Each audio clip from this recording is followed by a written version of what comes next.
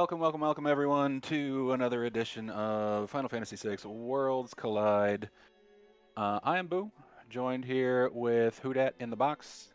In the background, we have Brianna Fofana and Ceiling Cat.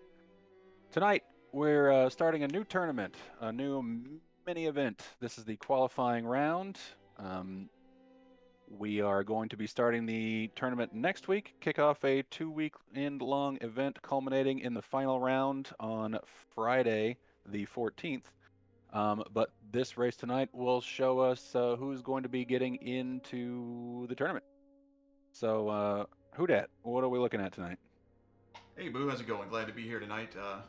Got a lot of ins with this seat, a lot of outs, and if I'm being honest, a lot of what have yous here. We go briefly over the flag set. It's a 6-8 seed, which means that our runners are going to need to get 6 characters and 8 espers in order to get into Kefka's Tower. Now, if you notice here on the screen, they do have the option of getting 7 characters and 10 espers. If they do that, then they'll be able to skip the first part of Kefka's Tower and go right to the triple boss part where they split up, meet up in the little building there. So could be some big benefit to that. 2 extra espers is a little bit, but we'll see how that plays out. We have a little bit different seed than we normally do. So Blitz, Jump, Rage, Sword Tech, Tools, and Lore are all guaranteed to appear. That doesn't mean that everyone's going to get them, but those abilities do exist on characters in this game. There is no split XP. Progression is 3 times your level for your levels. For HP, MP, XP and gold, it's 2.5 times progression. Max scale level is going to be 50. Dragons are scaled here, although we don't have any dragon requirements. We'll see if people choose to do them. Going to start out with 10,000 gold, 2 warp stones, 2 phoenix downs. Relics are mostly equipable. Items are going to be original plus 40%, so we'll see how those two things limit the strategies that people are going to have. Could end up being a little bit weird. Chests are shuffled with 50% random. Can't purchase rods, but you can buy elemental shields and super balls. YNPC remove is off. That's a popular thing we do in the community races a lot. Don't tend to do them in official races. Allows you to soft lock yourself, get into places maybe you're not supposed to go. So that's off. No XP eggs and no Ultima, but free progression is on. So that means checks like Gal House, when you get Shadow, that you can just walk up and get progression. That is available. And unusual for anything Boo's related to, Bum Rush Last is on, so we won't see any early Bum Rush. Yeah, it's disappointing, I know, but we've had some complaints. That's not true, but turns out if you get Bum Rush at the start of a seed, it's not, well, it's not much of it's not very entertaining for the viewers. So, Bum Rush last, probably won't be seeing it in this race, knowing what's coming up, but we're going to get started here in short order just as soon as our gatekeeper gets back. And in the meantime, yeah, so what do you think about this 6 and 8 and then the 7-10 concept? Basically, it means you can get to Kefka's Tower earlier than usual, but you'll probably be lower leveled, so you have the option of going through KT, possibly under leveled, but getting in a lot faster, or doing a few extra checks hoping you hit that 7 and 10 and then getting to do the skip with the benefit of a few added levels. Yeah, especially in big races, I think people like to try to go in maybe a little early to get that time save. And for a runner, I know it's stressful. For viewers, it's interesting because it tends to mean Kefka's Tower can be really dangerous. And I think this flag set and the conditions for it may lead to a situation where we think somebody's in the lead, one little mistake, and now they're not in the lead. We've seen it time and time again. So I think this flag set's going to play well into that. All right, well, we're going to get started here any second now. Kat, how's everybody doing? Who are you rooting for? Sir not appearing? Sir not appearing is definitely the fan favorite. Gotta be the front runner. And it's nice to see the kids embracing these older games, Worlds Collide reaches all generations.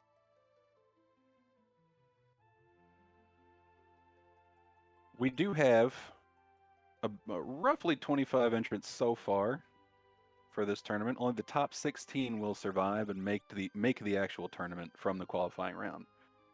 So we're going to kick them off right now and find out how these peeps do, and scores will be tabulated on Saturday. So it's looking like we got an Edgar, Mog, Gao start.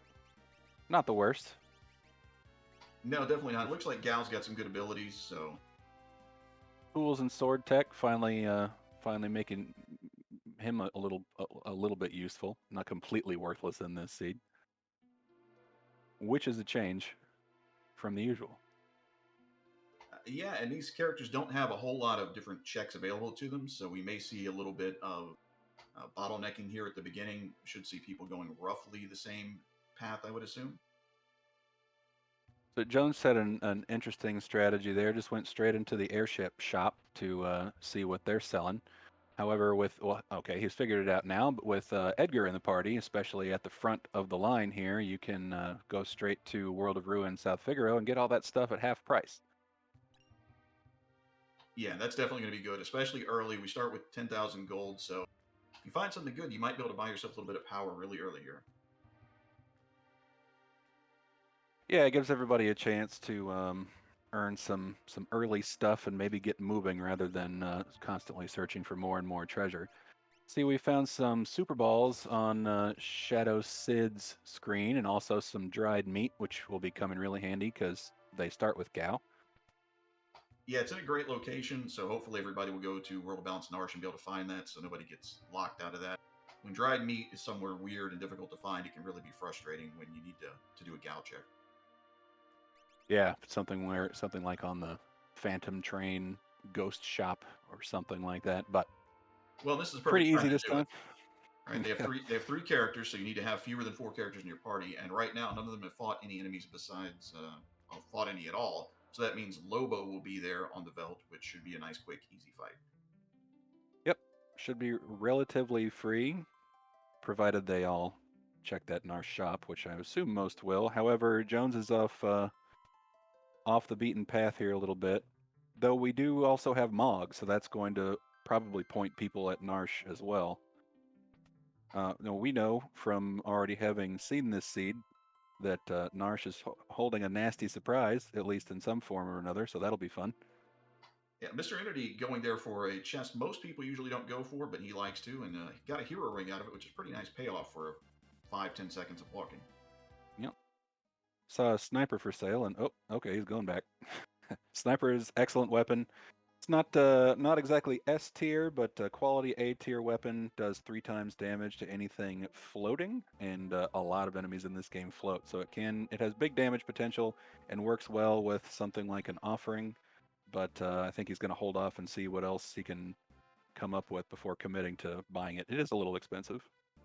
Yep, Atma weapon for Shadow Sid. So if you haven't played Worlds Collide in a while or seen any races in a while, we have buffed up the Atma weapon. It used to be fairly weak. It would divide its power, use a 64 as a divisor, which is a little bit low. So now it's been buffed up to 32. So it is a viable strategy, especially later in the game.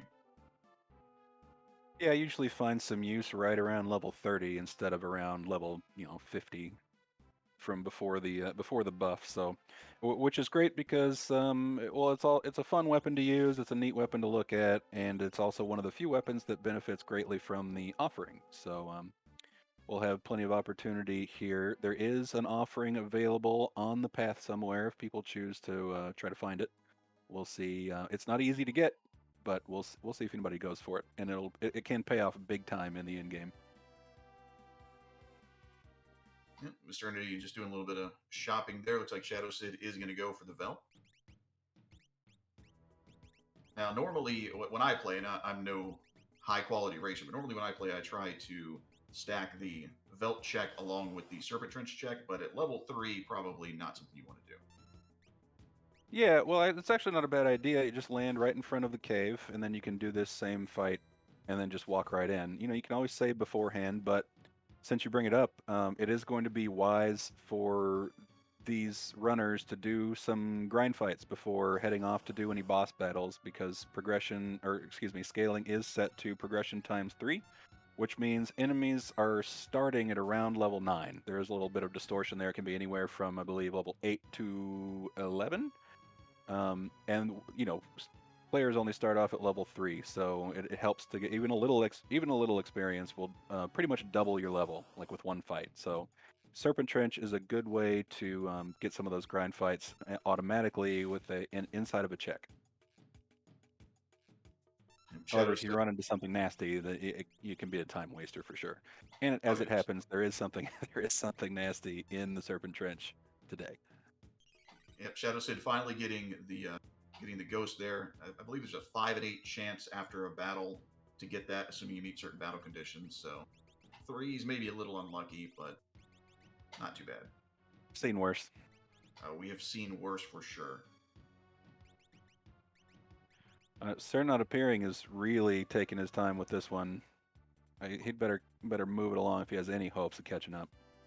There is value in really studying the flag set, studying your seed. Make a plan. That's not a bad idea, especially if you're one of the newer, younger runners, which I'm assuming he is. Looks like very little experience. I'm not seeing a lot of wisdom lines in that face, but I do see a lot of tenacity. Apparently, Sid found an Esper while we were goofing around, and I missed it. So, but there are several quality Espers in this seed. Which one did he pick up? Looks like Fenrir. Oh yeah. Oh, that was from the Veld. Yeah. Fenrir, a handy Esper to have, regardless of the spells or bonuses on it, as we can use it in the endgame for to mitigate calmness in the final Kefka fight. Will certainly come in handy.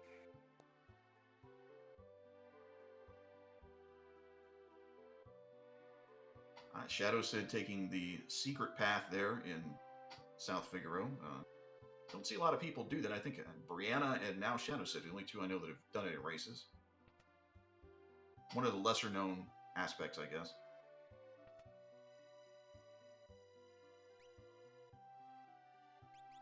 Like Jones is going to go check out the Massa, which is one of my favorite places to start because you can do some easy shopping there, and there are 5 free chests, similar to Albrook, but it's in the up direction, and the airship always starts up from those southern places, so it's easier to get to. And now he's going to go check out the Serpent Trench. We'll see if he runs into any of the mystery fights here, which we know is going to be trouble. But of course, in this flag set, you can run from anything, any random encounter anyway. Yeah, that is very generous. I know some people like to sneak in a 99% run condition, so every once in a while you can't run, but no bosses and you can run from everybody. So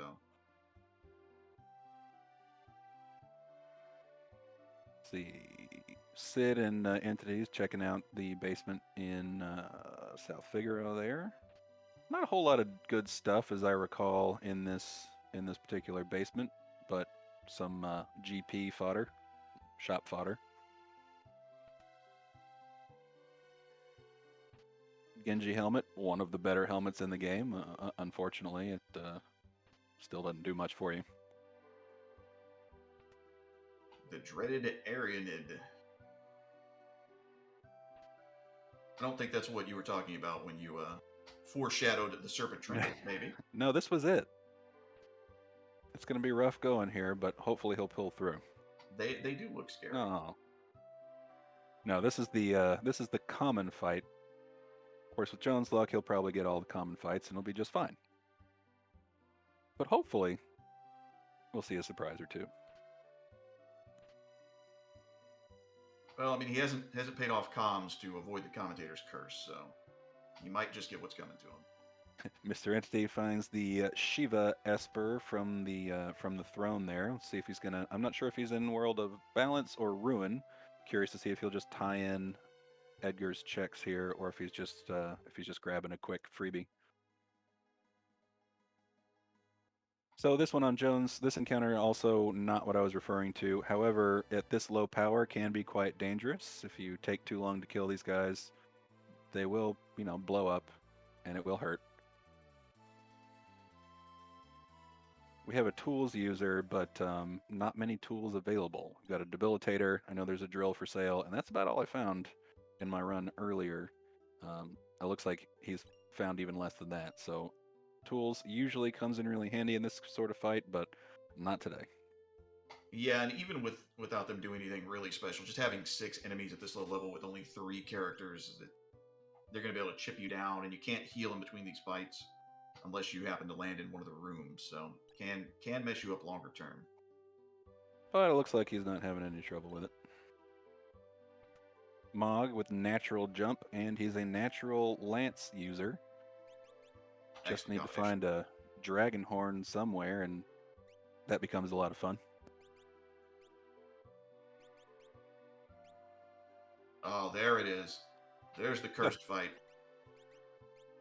Yeah, he's having some pretty good luck with these fights. We'll see. Sooner or later, somebody's going to hit it.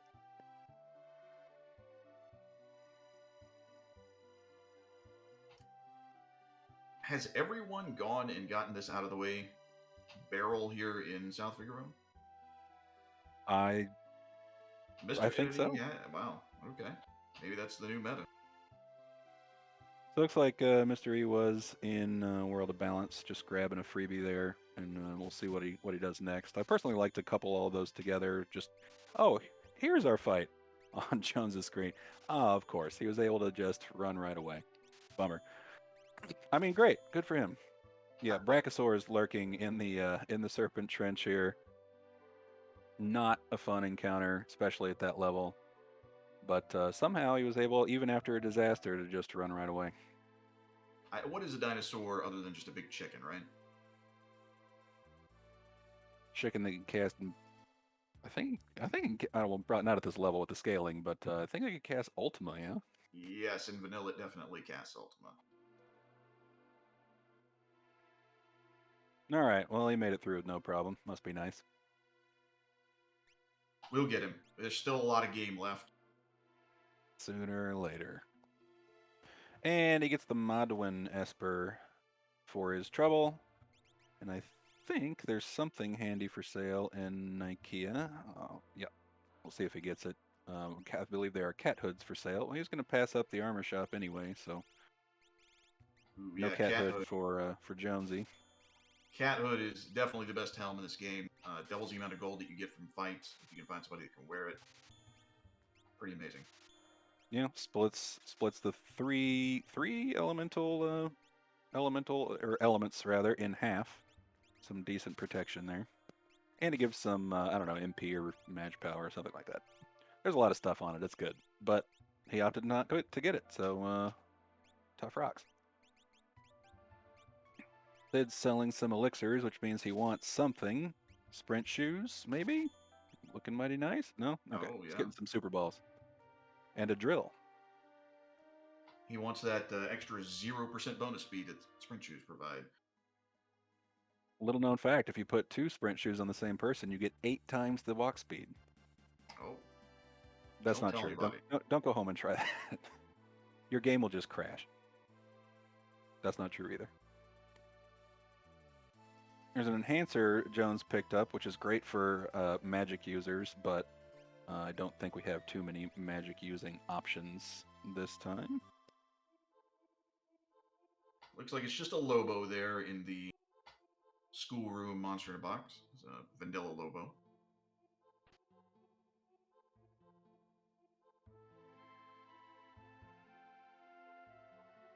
Mr. Energy trying to do his Velt check here. And Shadow Sid is going to go into presumably the ancient castle here and get not a character, at least at first. Yeah, the tentacles check up first in the basement here, and then we'll see if he opts to do ancient castle as part of the one big check. Some people like to skip it because it is kind of long. There is a dragon lurking, and in this seed they are scaled, so theoretically doable at any level. You know, yeah, I said that, and I'm like, well, maybe everybody doesn't do that. I don't know that I've ever not chained the 3 checks together, the engine room, the throne room, and the ancient castle. But then again, I'm commentating and not actually racing, so. Right. Yeah, I'll usually always do them together, unless, of course, I'm not, I'm looking for one quick last Esper, and then Ancient Castle's just too long to go try to do that. Just kind of depends on what other options you have available, but it is pretty economical in the early to mid game to just do them all. There's no extra airshipping in between, no looking around. It's just you just go. Then again, it is coupled with a few long animations for moving that castle and all sorts of stuff. So I understand it. Yep, looks like Jones is going to go do the Mog check up here, and we'll see if he does Kefka and Narsh. Good to put those together, but when you only have 3 characters, you have to give up at least 1 character to do Kefka and Narsh. So that means your main party's only going to have 2. Old Jeef is joining us in the chat. He knows what's coming. As do we, but Jones doesn't. He might end up regretting this climb altogether. Then again, it's Jonesy, so he'll probably, I don't know, one-shot whatever's here after his dead check. Well, Jonesy's signature move is hiding an event until the danger passes, so we'll see if that worked out for him up here. So we've got a train covered in spaghetti at the tentacles fight, and he's given Sid a little trouble. It looks like this is going to be, yeah, that's a wipe. Not the worst boss to come across, but again, if you're starting at level 3 and the enemies are, in Sid's case, level 12, it can still present a problem. Mr. Entity found the Brachiosaur, and it looks like he's just going to go for it. He's going to try to Super Ball it, but unless he gets a monster roll, it's not going to be enough. Yeah, and that's certainly not going to do it. Yeah, if you can take it down, that'll be really nice, but it's a big gamble, you know, because you're already investing quite a bit of time in doing this. Yep, and he is no joke. Oh, he's going to get sneezed. That won't help either. But I think even around he's already collected 2 Espers, which puts this Brachiosaur around level 15. So he's got over 5,000 HP at this point. I think he's going to die long before, or rather, Mr. Entity is going to die long before this Brachiosaur. Yeah, but since Mog got sneezed away, he'll at least be able to continue. Oh yeah, that's a fair point. Actually, I guess you want to get swinged, and although I really should just run. Like if your first Super Ball doesn't do max damage, you should probably just go. Yeah, I would. Yeah, Kilbasiago, when I did this earlier, I launched a couple Super Balls for funsies, and I think I did over 5,500 damage, and he was still going. So, and I immediately died, and then had to start over, and I didn't appreciate it. JC mentioning that Sid's doing some grinding, probably not a bad idea. Although he doesn't have the benefit of the recovery spring like you would in World of Balance. So there's no free heals here, but it is a decent place to just grind out some fights. Not that he has too many options. It's either grind it here or leave. Jones fighting some movers, one of my favorite enemies from Final Fantasy VII. I prefer the Shakers. You know, they have their moments, but there's something about moving. You know, we need a lot of movement. So I made this. I'm going to call it a mistake here now. Same mistake that Jones made in investing time in doing those grind fights, only to find Magimaster at the end. And well, we'll see how Jonesy does. I might end up eating my words here, but he's got a lot of HP and he hits real hard. So we'll see how he does. Yeah, if you were going to use that Pearl Rod, which resetting is the right thing to do probably, but if you're going to use that Pearl Rod, you would want to do it before you did Drill, because when you first fight Magimaster, he's vulnerable to all the different elements. Once he wall changes, he's vulnerable to random elements and immune to some and absorbs others. So if you're fighting Magimaster and you have a 1 power source to use it at the front. Yep. Now, what's interesting in this case is we start with 1 tool, and that tool happens to be a debilitator. So you can use it to get a leg up on Magimaster. However, because we do have the flag enabled that so he won't wall change after you do just anything, you have to damage him for him to wall change, so it makes the debilitator possible. However, you have to survive more than 1 round to use it, and that's the hard part. Because we have, I believe Fire 2 was a natural magic spell, or maybe it was on the first Esper. Yeah, it was on the first Esper you pick up, or rather an early one. So if you could get lucky and debilitate Magimaster, then you theoretically could do it, and then there's Super Balls available, so it's not an impossible fight, but it's really hard to stay alive, especially when you don't have any elemental protection. Mr. Yeah. Empty is doing a clock in the inn, rarely seen treasure check too. Yeah, Mr. Entity is known for doing some kind of out of the way stuff, which. Oh, Oh turns out no. Jones probably should have done this one first. Hopefully, Yeah.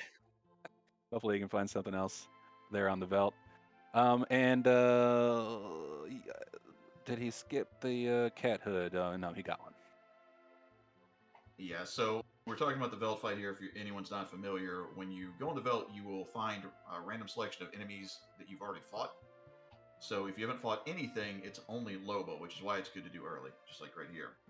And Jones ran away from that last fight, which was going to be easy, but because it is a surround attack there, you can't get the event to trigger. The event can only trigger under certain conditions, and you can't trigger it under that condition. So. Yep, has to be a standard. It can be a preemptive attack, but it has to be on the standard. You on the right side. It can't be a pincer. Can't be a side attack. Not having the best luck here. It looks like it's taken everybody about 3 fights, although not counting runaways, I guess.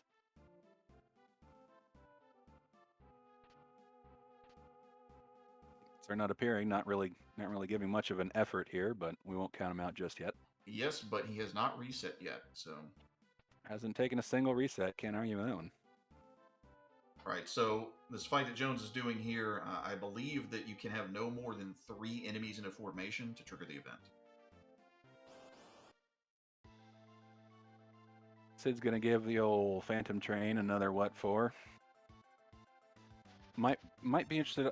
I know this plays out in. Well, it must play out in this fight as well.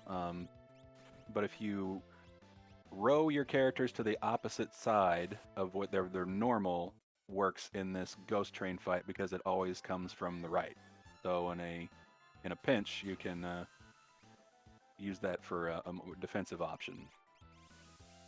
I know it works in the train, like in the forest encounter. I would assume it works because this is a back attack also, but I guess I'm not 100% on that.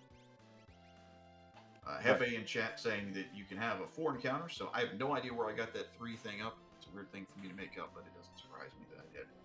Hey, making use of that super ball. Got a nice toss. And down goes the train. Is that our first boss kill?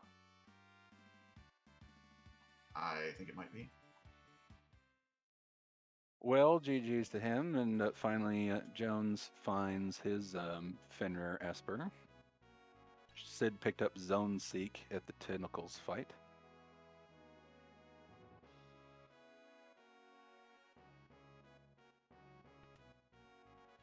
Yeah, so what we're waiting on is just somebody to find a character so we can kind of break this thing open a little bit. Yep. As it stands, well, Sid may be the first to find it, because at the beginning here, it's the only character is indeed an Ancient Castle. Looks like Mr. Entity's going to give it a go as well, and okay, as well as Jonesy. So we might have Sid's got a substantial lead in this particular check, but Jones and Mr. E are virtually neck and neck here. It's like Jonesy forgot to put a Moogle Charm back on and found a nasty encounter. Yeah, that's not a good one.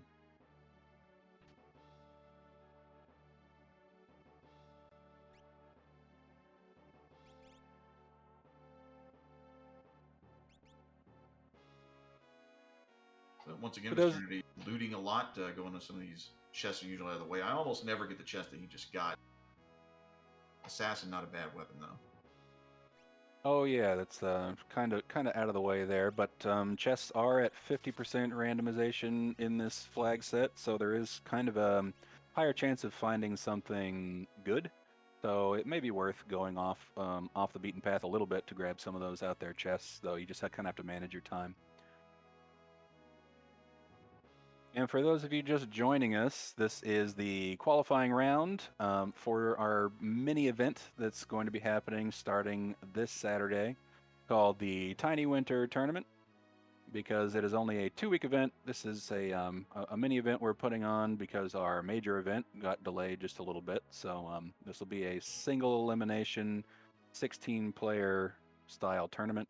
and the top 16 from this race. Well, not this stream, but there are more people racing off stream. Top 16 will move on into a 2 8-player bracket single elimination tournament. More details on Discord. Be a great time to throw in a plug here in chat, and there it is. There we go. But yeah, if this seems interesting to you and you're not already a member of the Discord and you're a Discorder type of person, go ahead and check it out here. We also have a link to where you can play the randomizer yourself. We have a good community, a lot of very active Discord, and a lot of people will help you out with any problems you might have, especially if you're new to this, confused about how to play. Tons of very helpful people.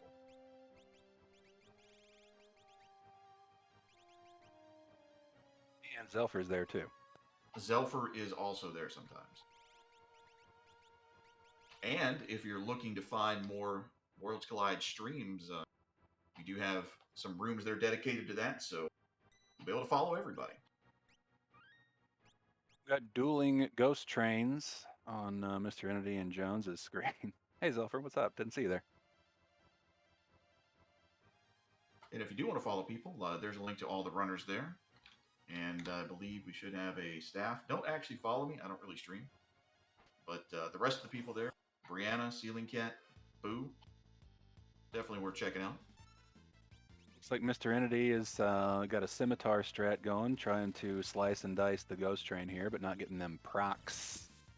Goes down first for Jones. Let's see how Mr. Entity handles this. Oh, okay, well, did all right. Oh, and there he goes. That's a scimitar for you. Nicely done.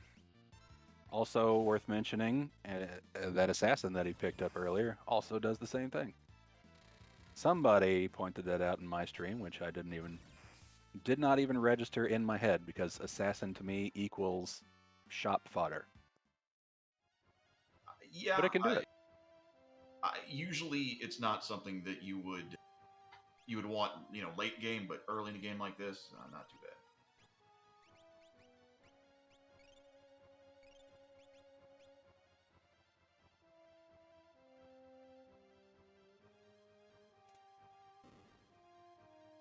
He's getting warmed up, Pepperoni. He's psyching himself out, or up. Or both. Don't worry. He will make an appearance sooner or later, I'm sure of it. That's definitely not just a picture of Mr. Entity as a child. In case anyone is curious, we did have a runner lined up, but he had you can call it an emergency situation, I suppose, and unfortunately had to drop. So just the 3 of us on stream, but we do have another 20-something running this race, so we've got a good pool of folks here, and the results will be up on Challenge, however you say that bracket website, and we'll have the info posted just as soon as we figure out which 16 are going to be in it. I've always said challenge, like watermelon. Challenge? It's French for it challenge. Sounds exotic, yes. So Sid picked up Terra in the ancient castle and immediately poking a dragon. I'm curious if he still has his pearl rod, which will come in super handy here. He might have burned it on the train, perhaps, but he does have the pearl spell, so should be. Well, I'm not going to say easy, because one wrong move from a dragon at this level can still mess your day up pretty good. But he has what he needs to get this done. And he got a lot of help from those super balls. Those are some very nice some good rolls.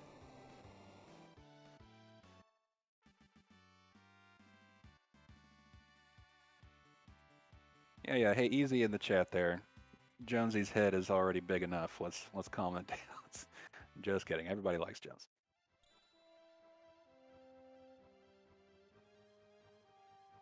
Picks up some fixed dice from that dragon. As far as I can recall, nobody in the current party can equip it, but might come in handy later.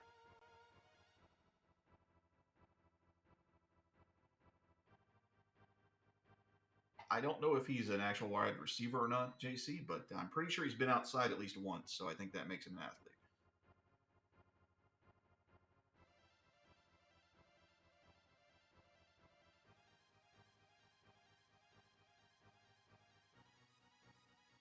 So yeah, now that we're getting Terra in here, I think everybody's probably going to immediately head to the Imperial base to get all those sweet Yeah. chests in that loot room.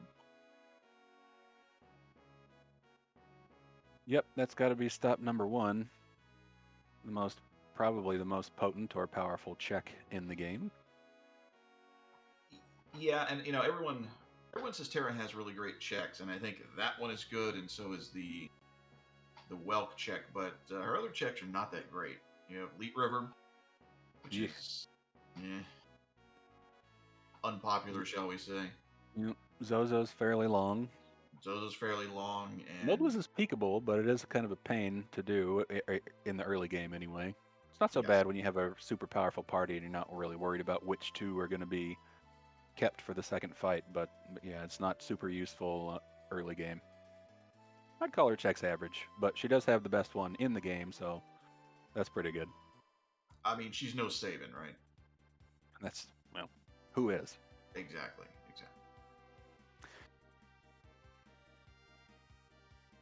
Yeah, hold on, JCMTG. We might still, well, I mean, there's no monster in a box for Sid anyway, but we might still see one here.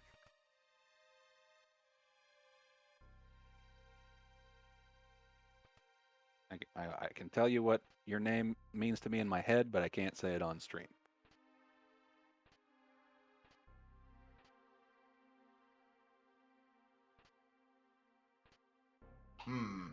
Now I'm trying to figure out what that is.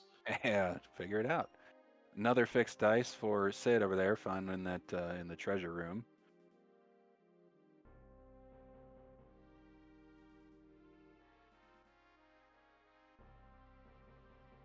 We'll just say Jeezy Creasy Magic the Gathering. It's probably what it is. Could be anything. Oh. I think you cheated. Ah, yes, this happened to me also. Jonesy learning what it's like to have a muddled GP Rain user. Don't call me Jeezy Crazy, I told you. Yeah, it turns out GP Rain works on you also. I don't know if it burns your money in the same way. I'm assuming it does because it's still using GP Rain. But apparently it is one of those muddleable abilities. Oh, now he's got two muddlers. That's where that saying "Mo money, mo problems" came from, actually. Oh, I get it. It's a little known fact about Final Fantasy VI.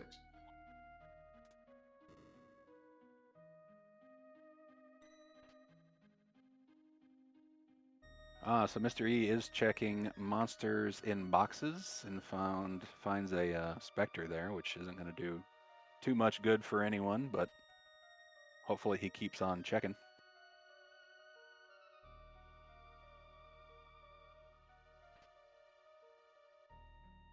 Oh, Shadow Sid gets another drill.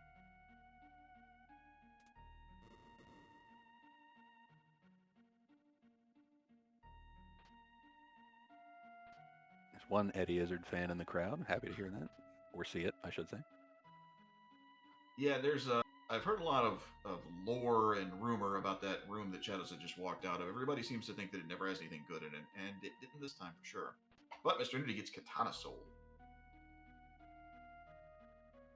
Katana Soul's pretty rough, but if you can muddle him or get him turned around, he has a pretty high chance of killing himself with Slayer Edge, which would be nice. Now, one of these early espers does indeed have muddle on it, but unfortunately it was a ×1 learny thing, so it takes a lot to learn it, and I don't have it, so it's going to be done the hard way this time. Speaking of But doing things Bio's the a hard good way, spell. Jones is still fighting this dragon here. Ooh. He did not either didn't find or didn't pick up the super balls, I suppose. Then again, there's no guarantee they're even going to work. Well, what are your thoughts on super balls? I almost never pick them up. It's a lot of money for not a lot of guaranteed damage. Yeah, I like having one or two for if you're when you're in a pinch.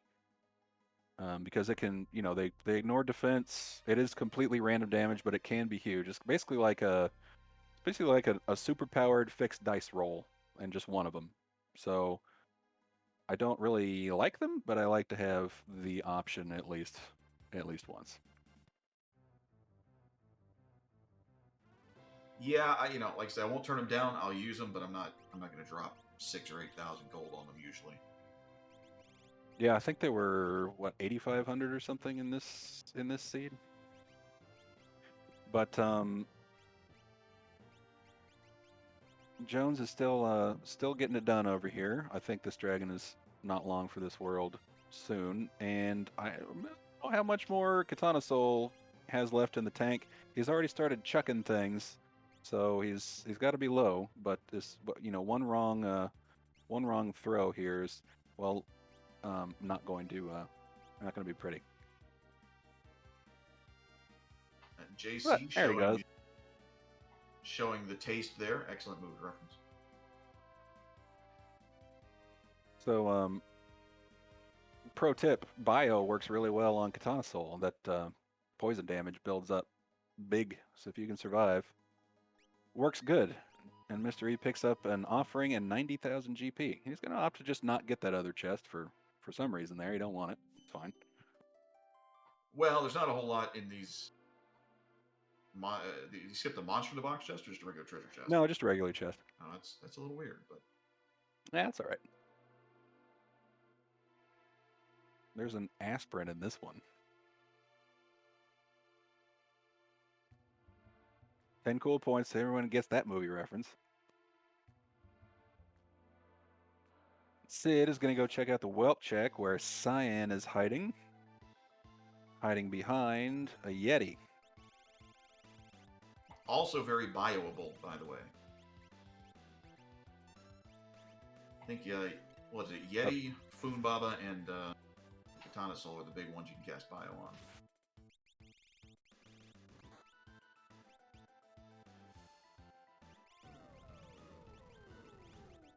Turns into a long fight when this Yeti starts jumping.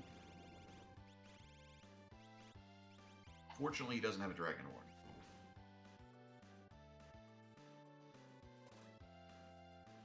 Jones also finds Katana Soul. See how he does with this one. Mr. Entity is out. He's done. Presumably heading to the Imperial base.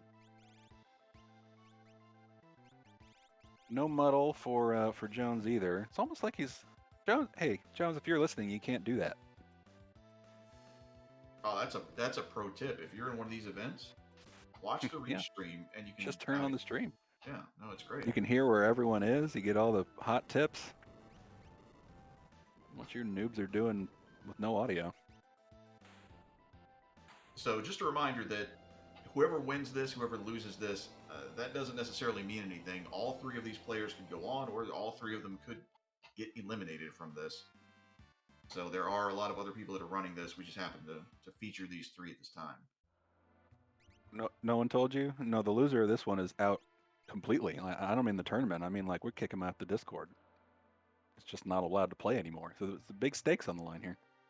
That would make our events a lot spicier, wouldn't it?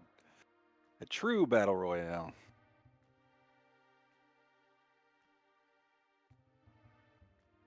Oh, looks like Sid's taking a walk up the mountain here. He's in better shape than he would have been at the start of the game, but did he go? He must have gone to the treasure room. I didn't see Lone Wolf hopping around, but he must have at some point.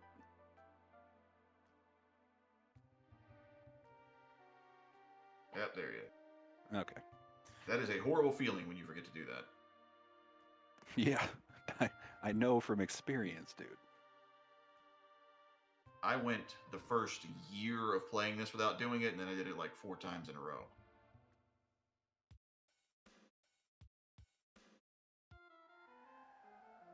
Well, hope he's happy with his red cap and Magimaster fight. Let's check in on Sir not appearing. No, he's still well, I don't know what he's doing. He's got one character though. I don't know which one it is, but he apparently has one. Pretty nice set of armor too. That's going to be big for 10 hits at the end of this. That chainmail is going to be huge.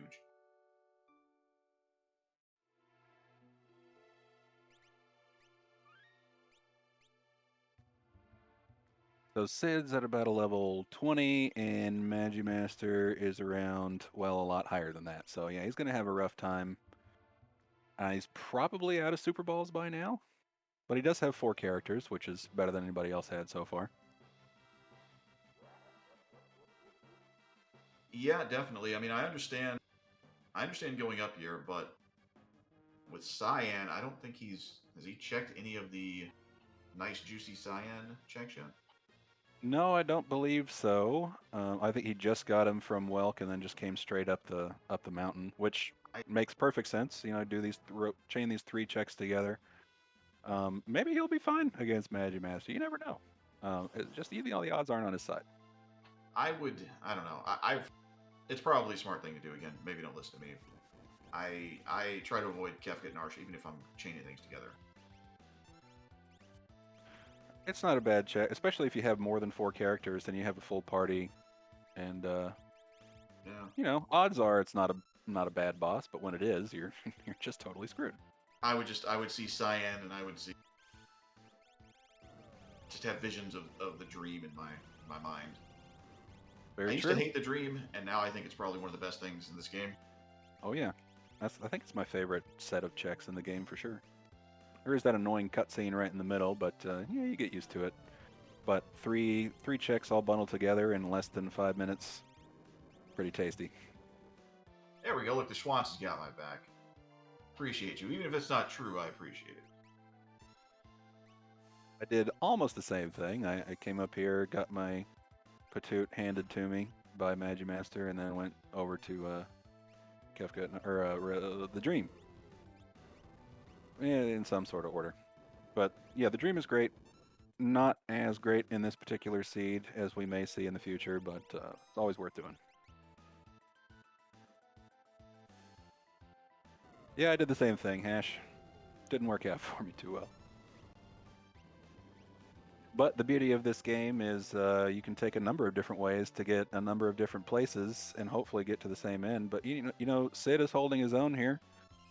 Not doing too bad. It might end up working out for him. And now it kind of depends on how much MP he has because he's tossing out these big time flares. But he's let's see. Well, okay. I spoke a little too soon. But he's still alive. Yeah, usually people try to avoid Flare because the animation time is so long, but perfect for Magimaster because it penetrates his magic defense, so it will always do damage. He does have a helpful health command. Unfortunately, Magimaster gets to act twice oftentimes, so I think the right strategy here is if you're going to get somebody up, you need to use this second character's turn to immediately heal them, or they'll just keep dying over and over. It's very easy to get into a Phoenix down healing trap. Death loop. Oh, well, he's done. I guess, yeah, most of his, or rather all of his damage was dead, and like the aforementioned loop is just going to burn a lot of time. So luckily, he saved right beforehand. He doesn't need this fight. You know, it's not a character, so we can just move on and not too much lost. Just a few minutes for that Kefka and Arsh check. Yeah, definitely want to move on to some denser things. You know, Magitech is available, Science Dream's available, so yeah, I wouldn't invest too much time with that.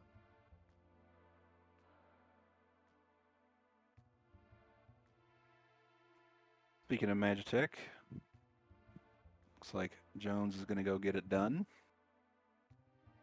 Now I have no idea. Well, I mean, I do have a handy tracking sheet, so I could tell you in a second what at the end of Magitech Factory. If it's a character, it could crack things wide open. I guess we'll find out. Well, I mean, I just found out, but I'll let Jones show us the way. You all will find out pretty soon, hopefully. Y'all. Realm was lurking in the basement of Figaro there. Natural magic users, super high magic power, and lores. Pretty decent character. Well, I say pretty decent. A great character to have for this seed. Mr. Entity's thinking long and hard if he wants to use her. And that's exactly what I did. Give Edgar the boot. He doesn't serve a whole lot of purpose here. Yeah, Realm. You're always happy to see Realm. I would say probably my favorite character in Worlds Collide. Yeah, super handy.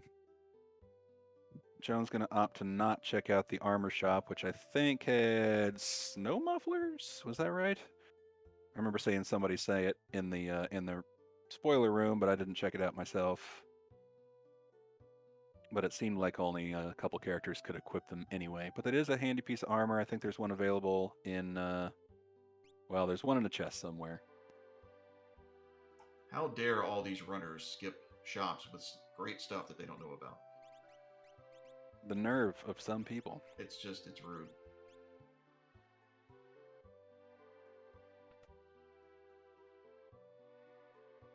Oh, and there's an ice rod that I remember now picking up that I never used. That's fun.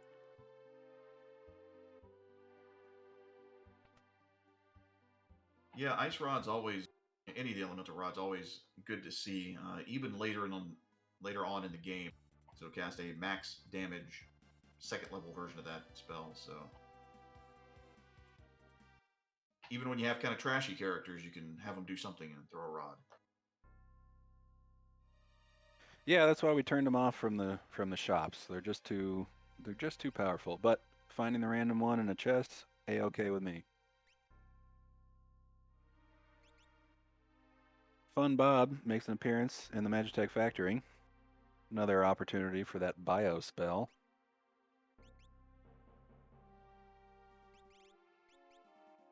So, yeah, Jones is definitely listening. Oh, for sure. Yep, using Zone Seek, which is going to give him a little bit of protection there. Not a bad idea.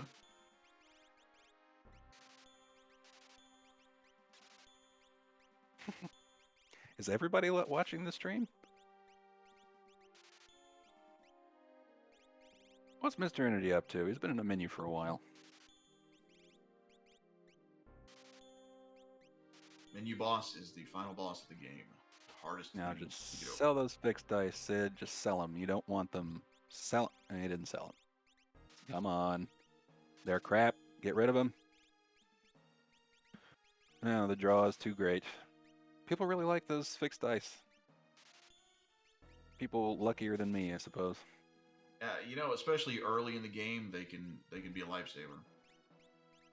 If you can manage to roll higher than a combined 7, I suppose. I can't seem to do that. That is important. I'm not sure who can equip that. At least one character can equip them in the sea, but none of the first 4 that you find. So I never looked back after that. So I'm not sure who can equip them, but it could be that he just doesn't have anybody in his party right now that can equip them.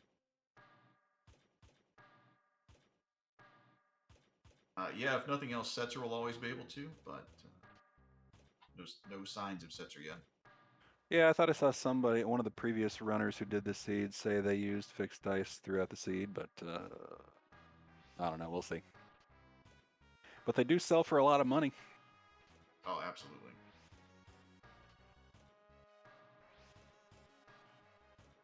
Food Jonesy, baby going down. Yeah, gave the old Fun Bob the business.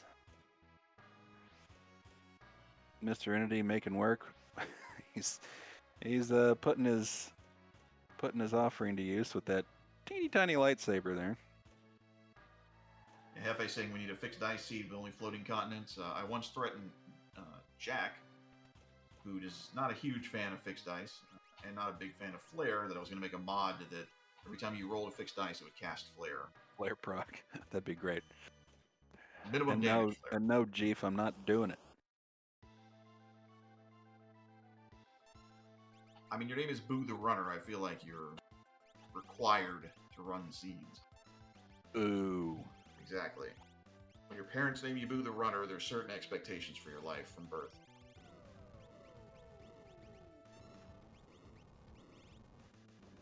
So it looks like does Jonesy have any I guess he doesn't have a fire spell yet. Oh, there is one. He does have one.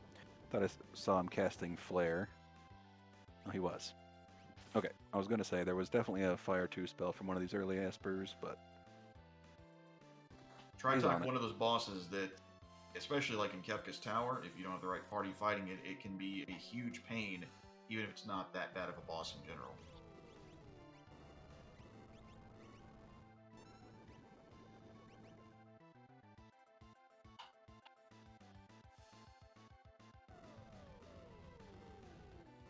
All right, down goes a tree toach for Jonesy. Or Valagar Mandisner for all of those people. I think it's just Mr. Entity, as far as I've heard. But Yeah.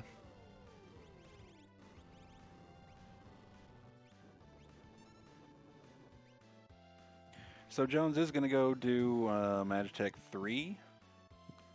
See what's at the end of that. I mean, I know what's at the end of it, but I'm curious what the bosses are.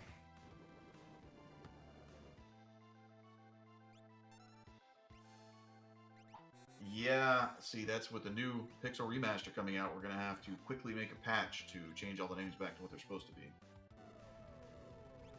The Pixel Woolsey remaster. That's exactly right.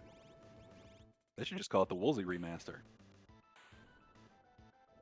I wonder if he's still around. Maybe he's in chat right now. Hey, Ted. Maybe not. Yeah, well, maybe next week. Sid took out Fun Bob as well, right on the heels of old Jonesy here, as Mr. Entity is going to go make his double mistake. Yeah, this is why we tell people not to have their microphones enabled whenever they are restreamed, because of things like Surprise Magic Master. It's a family-friendly stream. Can't have it.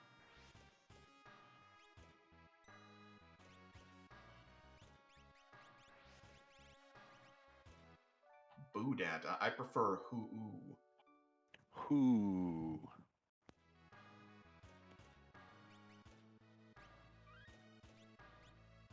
There was a runner not too long ago who played Worlds Collide whose name was Woobs. We put our names together once for a team seed. You figure it out. Oh, Team Woo, like Ric Flair. Do you guys cast Flair a lot? Yep. It's the only wrestling joke that I know.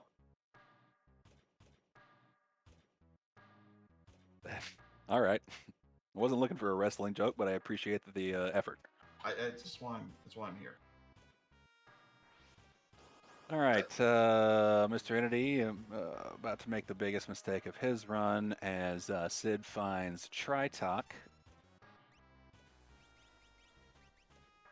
Yeah, so Tycoon Mike, it's like in chat doing jump with a Pearl Rod. Yeah, especially Pearl Rod is really great to use as a weapon if you don't want to break it, because you get one use out of it if you break it. If you get lucky, you can get a couple of procs in a fight if you equip it as a regular item. Will work with jumps as well. And just for everyone's clarification, if you have a Dragon Horn, only the proc only happens on the final hit. You won't proc multiple times.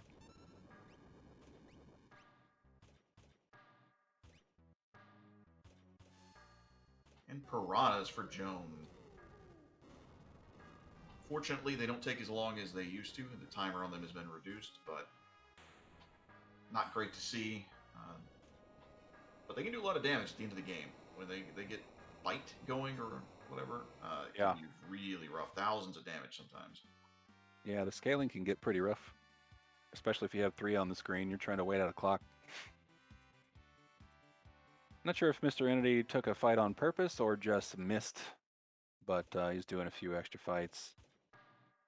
Going to run away from this fight, but this fight is actually pretty easy and gives some decent XP if I remember correctly, so should be one that he wants to do, but no, he's out.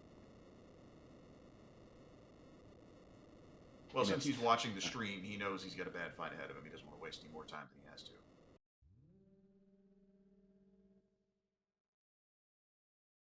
Sid's going down for number 3 as well.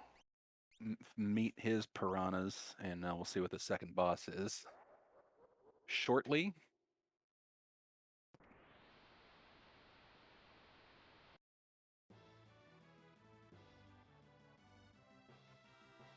See how Mr. E tackles old Magimaster here. Like Hudat said earlier, always best to use your strongest attack first, because anything will work on turn 1. Turn 2, not so much. But it's kind of looking like he may not have a very strong attack, except for this really long flare cast. Nope, he's going at my weapon. Not a bad strategy, actually. He's got 2 of them and an offering at 250 a pop. That's what, 2,000 damage? So it'll take a few of those, but he'll get it done eventually if he can survive.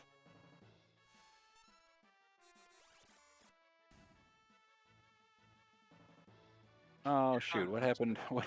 Oh, okay. Torado Esper at the end of Magitech Factory with Mag Power +1 on it. Not a bad pickup. I don't know if it's the seed randomization or if it was just my luck earlier, but when I was using the debilitator, it liked to turn every weakness to earth. So that could come in handy if he has the same luck. Yeah, unfortunately, Earth one of those things we don't see a whole lot of in Worlds Collide and Final Fantasy VI in general. Yeah, I think it's pretty much just Quake, Torado, and then some of those like Gravity. There's not much Earth in this game, and unfortunately, half of them don't work on bosses, and the other half hurt you also. So, not a great element.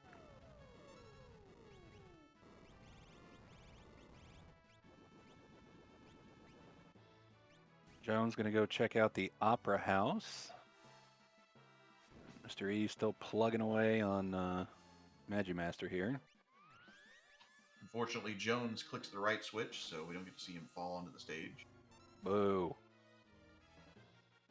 A lot of people do that. It's really easy to do.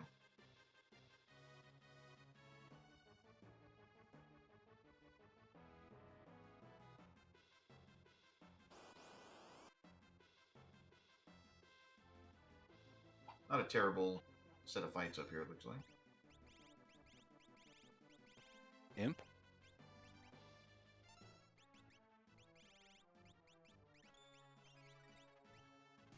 See, if he'd just gone and done the dream first, he'd have cleave to get rid of all this stuff in a hurry. Oh, Mr. Entity suffered his first setback on Magimaster here. Ooh, he's got the Flare Star off before the health cast. We'll see if this was single target or full party. Ooh. Ouch. Yeah, this is still doable. Especially, I think he's done quite a bit of damage to him already, but you hate to miss out on the XP and MP that he's going to give you. There's the imp. On Jonesy's screen, I mean.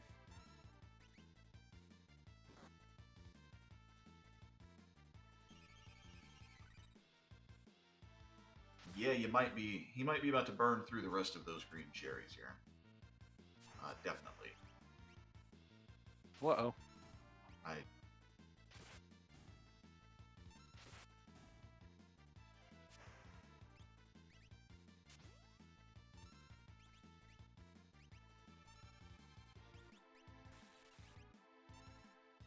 See, Mr. Entity's trying to make a comeback here. Let's see where we are in the count. Sid, have it combined 11 progressions, we'll say. Tied with Jonesy and Mr. Entity, and everybody has 1 dragon. So it's virtually a 3-way tie right now. Yeah, and like you said, one of the great things about Worlds Collide is that their paths have diverged now. They have a lot of open field in front of them, and they all have the same amount of progression through the game. So, unfortunately for Mr. Entity, he made it valiantly through that Magimaster fight, only to be rewarded with a behemoth suit. So 2 dead checks and a horrific fight at the top of that mountain. He is now wishing that he never made that climb. The rando giveth and the rando taketh away. Not that behemoth suit is a bad piece of gear, but it's not what you want to see at this point. Ooh, and Sid unaware that between these 2 boss fights is a free heal, so no need to use sleeping bags there, but a minor loss. Not sure if he saved either. I didn't see him save. Maybe he did it before the sleeping bags, but looks like he won't really care because Leader should be a little problem. Still think we need a buff leader. I'd like 1 out of every 16 times that leader appears, he's really difficult. Yeah. Or just make every one of his hits do 9,999 damage. That might be a little bit much. What? All right. So Sid making good progress, but it's probably around the time to adopt a better strategy than these slow casting flare and pearl spells. I'm not sure if he found the Atma weapons, Genji gloves, who knows, but now is the time to use that I don't know, levels you got and find a new strategy, I think. I mean, don't get me wrong, it'll work. It's just slow. Jones fighting what's probably my least favorite boss in this entire game. Took care of him, though. There was a seed not too long ago where Zinger was on, so usually Rexel will zing himself into you, and then you have to kill that character to get him to reappear. Terrible, terrible flag. I think I never make it so that you have to deal with Zinger. There is the old X zone. What do you call it? Hack, I guess. Yeah. But yeah, in general, I don't care for that. I don't care for that flag. Yeah. Although the fight is a little bit of a, it doesn't do much without that on. That was kind of the whole draw of that fight in vanilla.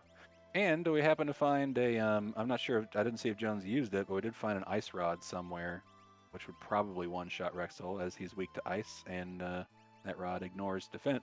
Actually, Rexel has naturally really high magic defense, but rods don't care.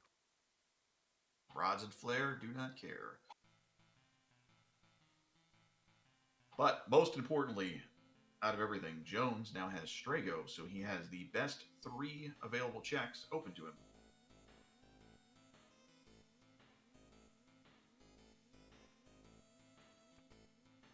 So, so Strago, the joke there being, Strago is not necessarily the most popular character in the community. He has 3 checks. Ebbett's Rock, where you have to find coral. You have to find 22 coral to get past the little chest thing there. He has Fanatic's Tower, which is a tower you climb all the way up, so you have to fight the D-pad boss. Get to the top, you can't use magic. Or you can't fight, you can only use magic. And then, of course, he has the very best check of all. Burning House, Casa del Fuego, where you can show off your fireball dodging skills. So, I'm a huge Strago fan, but then again, I don't race, so that's probably why. Mr. Entity fighting Guardian, who is usually not too bad. He has a tremendous amount of hit points, and if you can kill him pretty early, you'll be alright. If he gets to a point where he uses his Air Force mode, it can get kind of brutal because he'll start throwing shrapnel and whatnot at you. But I don't think Mr. Entity is going to have a huge deal. Crack Troop asking, so if you find certain characters and certain dragons, you skip Kefka's Tower altogether. Right, so we have what's enabled, what's called the Kefka's Tower skip enabled. So to just get to Kefka's Tower, to be able to fight the big baddie, right now you need 6 characters, 8 espers, and 0 dragons. You can skip the first part of Kefka's Tower if you have 7 characters and 10 espers. So you don't skip the entire thing, but you start there in that little puzzle room where you have the 3 branches where you normally fight the 3 goddess statues, which is a huge time save. So, it's worth going to. And it's always going to be a value proposition because, do you get the extra 2 espers to try to get that skip? It's a lot of walking and a lot of potentially nasty bosses, but if you've played through the game and you say, hey, look, I got rid of all the bad bosses already, there's not that much there. Maybe you go into Kefka's Tower with only 8 espers and just walk through it. So it's added an element of risk to the game, which has been really nice. I was a little skeptical of it when they announced it, but it was implemented very well, as just about everything in Worlds Collide is. So, I've turned into a fan. Me too. And you can implement it a bunch of different ways. It can be used as a catch-up mechanic, like it can be used if you're looking for, say, 5 characters and 10 espers, and through that hunt and through check luck, you end up with 9 characters before you get your 10th esper. You can set the skip to 8 or 9 characters, and now all that time wasn't exactly wasted. So there are many different implementations you can use. In this particular one, yeah, it's more of like you can go to Kefka's Tower early if you want and take the gamble, or keep searching for that. Do some extra to get the skip and potentially some levels and maybe save you some time in the long run. But it all depends on check luck. You know, if you might get 3 characters before you find 2 more espers, or vice versa. So Yeah, all about the choices you make. Jeremy asking in chat, is that flag command correct? No, it is not. So that is an older flag set there. And were I a better channel moderator, I would know how to fix that command, but I do not. Let me see. So there's got to be somebody here who can, but or somebody else who can. Let me see if I can remember how to do that. As meanwhile, Mr. Entity still going through the dream here, and it looks like Shadow Sid's about to join him. Cool thing, if you like fighting in the Magitech armor, where Mr. Entity's at right now, if you take off your removal charm, you can actually fight in your Magitech armor. So you can use it to heal. Jones is going to be right back, so pro tip here from your commentator, not an optimal race strategy to walk away during the race, but things happen. That's a bold strategy, Cotton. We'll see if it pays off for him. Yeah. He may still win. It's Jones. Jones has a way of winning. So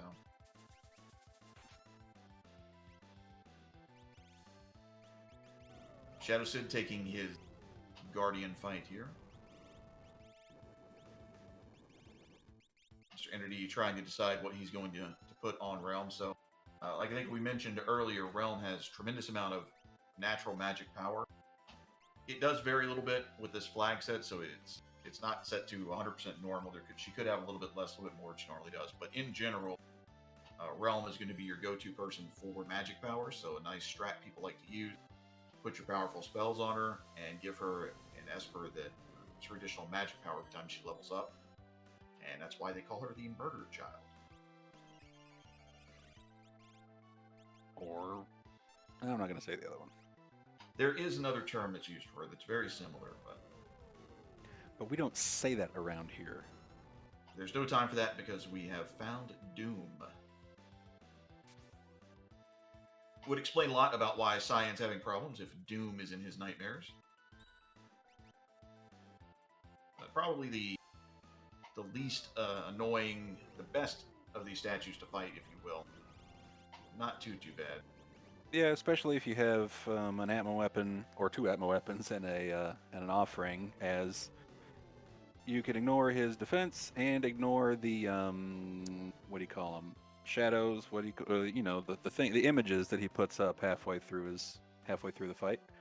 He is weak to pearls until he gains this reflect ability here, so can be annoying if you're ill-equipped, but I think Mr. Entity will be fine. And he does hit truckish, so Realm is going to be toast unless they figure something out real quick here.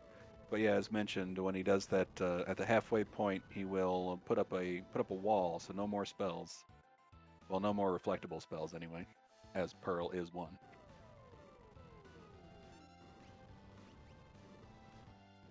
Hey, Jones opting for the Bio Blaster over there on the Yeti. And giving him the business. Mr. Entity showing off which spells are reflectable, which are not. A lot of people think that Flare is not reflectable, but it is. Oh, it very much is. Very much is. Fortunately, though, Pearl and Flare didn't really do anything for Mr. Entity. Didn't hurt him too bad. Demon Rage, that's a result of that targeting that it was doing earlier. So it targeted Realm, and then a couple of turns later it used Demon Rage. Always want to try to avoid that if you can. Yep. Should pretty much just be swinging that Atmo weapon at this point, I think. And I'm not sure. Yeah, it looks like he's in the front row, so he's doing all right. And Jonesy took out the Yeti. Looks like while I was blacked out for a second, he picked up a crazy old man who can throw dice, so that's something. Yeah, that's... talked about some of the great checks that are available now to Jones. So we'll see if he's probably going to rush to do all 3. That's the I would imagine that's, step 1. Shadow Sid on the train here. Another pro tip: that little switch that's next to the treasure chest that Shadow Sid got over there to the right. If you hit it twice, you can just pick that chest right up, as opposed to having to walk around.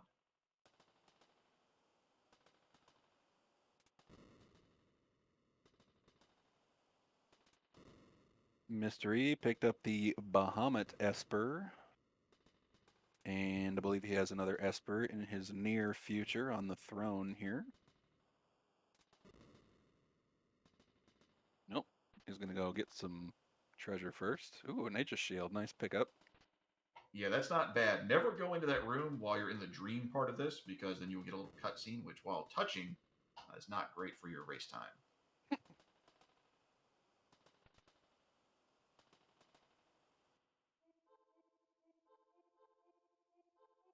Looks like Jones is going to get his realm here. I feel like Sir Not Appearing is just about to get going here. We might see some fireworks soon. Don't write him off just yet. No, well, the second hour of a Worlds Collide run, that's really when you want to start focusing on playing the actual game. All about those fundamentals. That's it. You know, it's the layups of Worlds Collide, but playing the game is a great way to participate in and potentially win a race.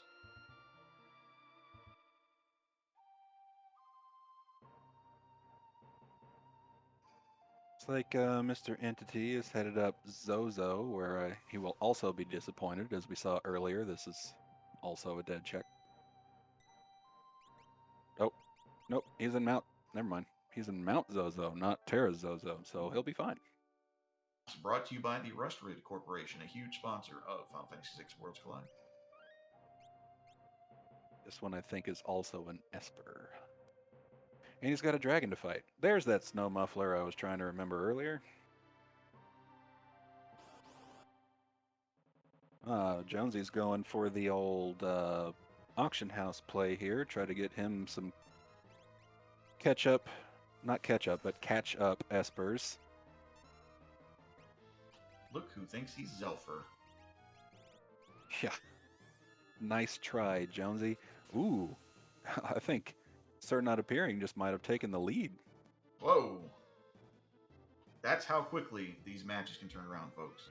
You blink, you miss it. Sir Not Appearing. Just about ready for KT. He's really gonna need to fight a few of those dragons though before he's ready, I think. Levels could be a little bit low. And he picked up Go-Go. Always an interesting check there. Would love to see Jones attempt Go-Go. Always a huge fan of that. Jones getting what he deserves here at the auction house, which is nothing. The last time that I did auction house playing casually as I do, I got the Imp Robot 8 times in a row. Nice. Gotta love that. I mean, it's a good looking robot. It's pretty sweet. Talks and everything. I'm annoyed that you can't actually buy it. If I have 1,000,000 GP, I should be able to buy that. Or at least bid against the guy. Can you even collect 1,000,000 GP? Is the cap? I think the cap is 99 million. Or no, 9,999,000. Got it. Sid getting a lesson in Reflect as well. You know, these tips, especially about Reflect, are available in the Beginner's House in Narsh. So, you know, you don't read those tips, you suffer the consequences. Interesting. I wonder what Mog is jumping with for Sid up there. Wasn't a spear. Might be using that Excalibur you picked up from earlier, which is that's the thing you can do for sure. Ooh. Just, you know what? Just throw some money at the problem. Money solves it every time. Nice Ragnarok there for Mr. Entity. Always good to see one of those, especially if you like Flare. Especially when you have Terra and Celis in your party. We've got double Atma weapons, and was that his second Ragnarok pickup? I believe so. Yeah, the ladies of Worlds Collide, Final Fantasy VI in general. That's where the power is. So No arguing with that.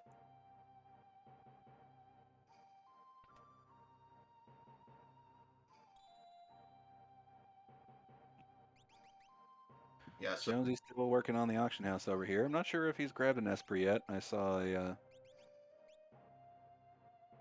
a box for the third time, robot. and there's Mr. Robot. So one thing to note, if you've played Final Fantasy VI Vanilla, and there's a strat where you can look at the way that people are walking outside to tell what they're going to have. The RNG has itself been randomized in this game, so you can no longer use those vanilla hints to try to manipulate what's going on in the game.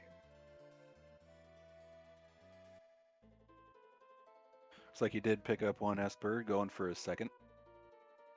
And I'll be curious to see if he goes straight for Kefka's tower, or decides to go do 2 more checks for the skip Espers. He already has more than enough characters for the skip, so I'll see what he does here.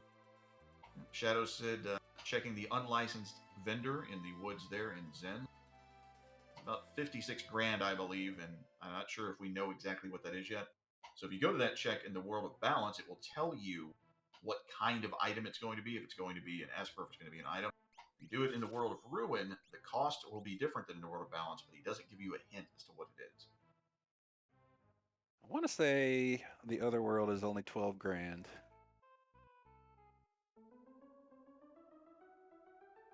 Looks like he's going to go make an auction house play as well. And he's got the requisite characters for the skip, so he's just looking for 2 more Espers, which he can get both here in the auction house, as Jones finds his final Esper for Kefka's tower, and then one of the aforementioned choice he'll have to make. I bet it, excuse me, it probably depends on his levels. If he's got decent levels already, he might just go straight for it. But if he's underpowered, he might take that opportunity to get some levels as he finds a few more Espers. But it's always a gamble, because you could stumble upon more characters or dead checks. So we'll have to see what he does. Mr. Entity must be at, what is this, Doma or something? Fighting a Senior Behemoth. And killing Senior Behemoth. AKA Strontium Behemoth. AKA Sir Behemoth. So Franklin, Frazen86 pointing out in chat, yeah, there are a lot of little things, little flags that are in this. Do things like randomize the RNG. There's also flags to have certain things that are broken in the vanilla game work the way they were intended to. Virtually always in these races, these things are going to be set for random RNG and to have certain bugs fixed. But one of the great things about Worlds Collide is you can play it whatever way that you want. So you could, turn everything back to vanilla and then have alternate sprites and fish and Sephiroth fighting Kefka. There's a whole bunch of different options there. Seems like a good opportunity for a plug. If you want to come check out Worlds Collide, hit that link in the chat. Oh, ouch. Sid. Gotta have the money, son. So if you're going to buy your way through the auction house, you need to have 90,000 gold pieces saved up to just purchase everything that's purchasable so that you're guaranteed to get both Espers if there are, in fact, 2 there. And that's double disappointing, because getting that luck and that's the worst. Knowing that you're ready to buy it, and okay. Well, we didn't need that Ragnarok anyway. Don't worry about it. Fortunately, the Esper's not really gone. They have an infinite supply of them somehow, so he can purchase it. Yeah, that other guy gave it back, or he welched or something. Tried making money on the Esper trading currency site. But as I was saying, click that link, hit up the Discord, check out the website. You're watching the qualifying race for the Tiny Winter Tournament, a 2-week event starting, I guess it'll be technically 1 week by the time it starts. A 2-weekend event, we should say. Starts on Saturday. Top 16 from this qualifying race will be entered into a single elimination bracket style tournament to tide us over until our big event in February. So mysterious. If it's in February, we should have little hearts instead of snow on the background there. Yeah, we could probably arrange that. Yeah. So Jones deciding to not do the tower skip, so he's going to start from the original positions here. So he'll be the first one in, went in just a little bit before an hour 20 flat, so Puts him around, roughly around a 145 finish on average. There's certainly the chance they can burn through some of these bosses quicker than that. yeah, I really think everybody's kind of on pace for a sub 2 here so far, knock on wood. It's like Mr. Entity is only one Esper away from the skip. See where he chooses to go. And Sid finds his Esper again. Won't make that mistake twice. Looks like he's going to try to go to the auction house here. Not a bad play. I would, if you're just happen to be at 9 and you need 10, I would definitely make at least a couple of plays to get that last Esper. Jones finding Ultros 4 here. Not what you want to fight. Ultros very easy to get through, but you get nothing for this fight. I think you don't even get 10 gold pieces for it. I don't think so. Just a time sink. Zilch. Mr. E pulling out the Zelfer luck. Getting that Esper on the first try as Sid runs into a robot. Here's another pro tip. After you get one Esper, go save, because your chances of getting this robot increase a lot. And it's much faster to just reset and try this again rather than waiting for this entire cutscene for the Emp robot here. Yeah, that'll be interesting to see. I'm kind of curious how long the robot takes, all this kind of stuff. Some effort to try to time all these checks that we may be doing. So be curious to see exactly where that time save is based on probability and everything. Handy data for our runners. Somebody should definitely get on that. Yep, somebody definitely should. Somebody volunteered to help should definitely start that project. Somebody. The groundwork. Somebody. All right. Well, Jones made it through with little trouble and little reward. Continuing on, and Mr. Entity is ready to go. Let's see if he wants to do any dragoning or anything. He's already killed 2 dragons. Didn't see where his second one was, other than Ancient Castle. Mount Zozo, I'm sure. So he probably still has the Opera House Dragon to do if he so chooses for a little extra XP boost, though he is already level 37, which is not terrible. So, 12,000 for an Esper there on Shadow Sid's screen. Definitely take that. Oh yeah. So was that his final one, or did we count that one before I looked over there? I did not see, but yeah, okay, 10. Yeah, perfect. Huzzah!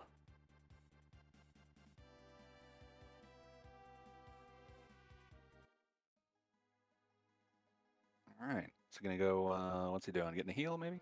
Anyway, here goes Mr. E straight to the statue. So he leapfrogs ahead of Jones, who is still working his way to the statue fights. And so Mr. E is going to stack up his party so he can take the entire party through the fights.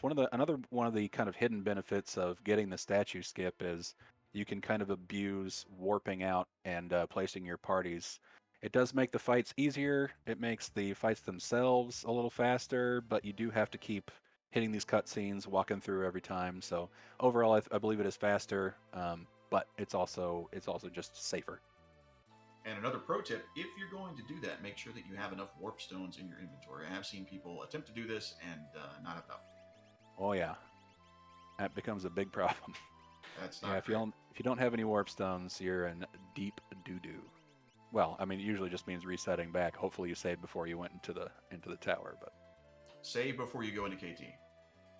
Always save before you go to KT.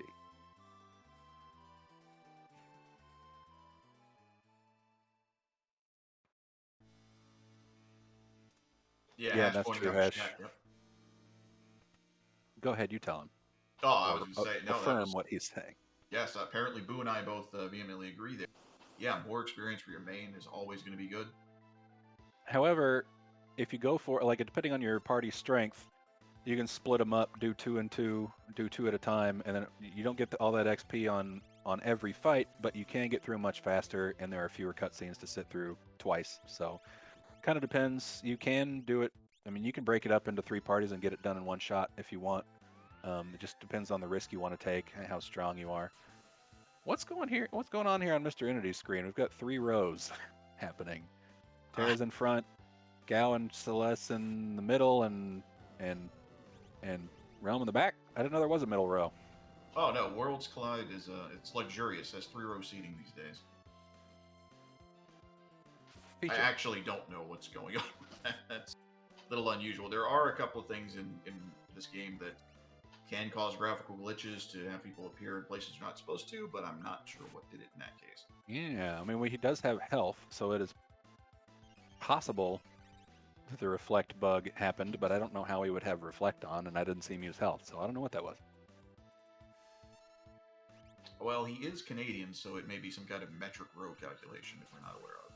So you know what, what just happened was Mr. Entity did those 2 fights and then immediately warped out and is immediately going back in. He did not save in between. So if he hits a rough fight here and somehow wipes, or if it's like a Doomgaze who, he gets unlucky with Doom, the L5, level 5 Dooms, he would have to go back and do all that again. So I recommend, I know it takes a few extra seconds, but just save after every fight and it can save you a big headache. We know that if he happened to have chosen the right path this time, he may have actually ended up in that situation potentially, but hopefully he saves after this fight. This one shouldn't be too big of a problem. No, not too bad at all. Though those bears, when the bears do their special attack, it can do quite a bit of damage, but I think it'll be fine.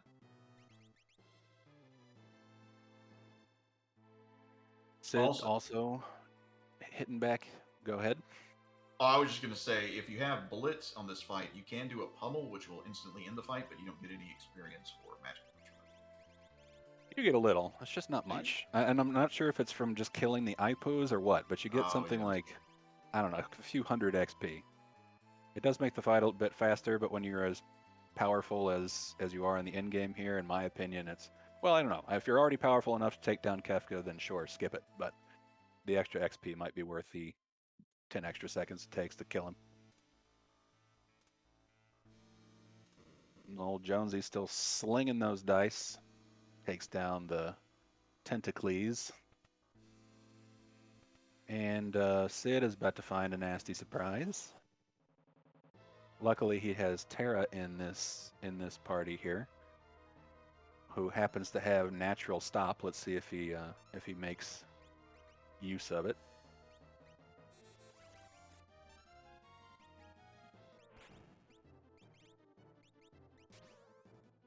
Yeah, not yet. If you can, with Poltergeist, you want to stop him immediately. He will freeze you and then do Blaster on you, which is instant death, and I don't know that it's blockable once you're stopped. I think it can miss if you have super high magic defense. I've seen it miss, but it's unlikely. You're probably going to die. And it also stops him from doing things like Mertoning and Flare Starring and Super Balls. While Poltergeist does have pretty high defense and they may work a little better than regular weapons, Super Ball's damage caps out fairly low even with a pretty good roll. So hopefully he can pick up. Well, we'll see what this next strategy is, but he's going to lose Celis here, but not out of it by any stretch. It's just stop really just makes this fight much more trivial. So Mr. E about to head to his Poltergeist fight, getting everybody set up, and I didn't see him. Well, he may have saved inside the tower. We'll see. At this scaling, as you can see on Sid's screen, Poltergeist is no joke. He's got several powerful moves. We'll see what happens. Yeah, and as chat pointing out, we do call him the Spicy Chicken.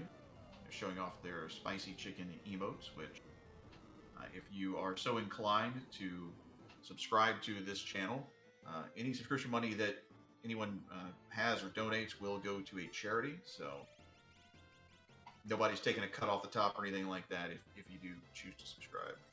Hey, Sid found stop. All right, that's what he needs to get back in this fight. And it should be pointed out, I believe Sid has been on a pretty long hiatus from the game and is keeping up with Jones and Mr. Entity, two long-time runners. So everybody everybody's doing a great job here. We're kind of neck and neck. It's going to be very interesting to see who can pull ahead. Yeah, this is going to be a good one. That's one of the great things about the tournaments is, it brings a lot of people together. We have usually quite a few entrants here, and you get to see some really talented people play a really fun game. And a lot of times it comes down neck and neck, and it could get really tight here depending on how the final battle goes. Probably going to come down to who's got the most offense and who gets the luckiest with all the nasty stuff that Kefka can throw at you. The different tiers, anyway. Also, pro tip, if anybody didn't know, if you don't have the stop spell and you do have Sword Tech 6 Stunner can actually apply the stop status. Not guaranteed, it doesn't work as well as the stop spell, but it can work. And down goes the spiciest of chickens for Mr. E. Yeah, Stunner's a great sword tech, just in general, right? Because it can stop a lot of things. A fair number of things are vulnerable to stop, and it does damage. So Yeah, and it's actually great. I like it because you can use, if you happen to get Sword Tech on a magic user. You know, Cyan is a garbage magic user, always has been, probably always will be. And Stunner is a magic-based damaging attack. Hey, Sid took him out. Very nice job. So that's going to do it for Sid, and on to Kefka, I believe. But going back to the thing, if you happen to get Sword Tech on, like, Realm, for example, you can still boost her magic power even more, and she does silly damage with Sword Tech 6. It's pretty fun.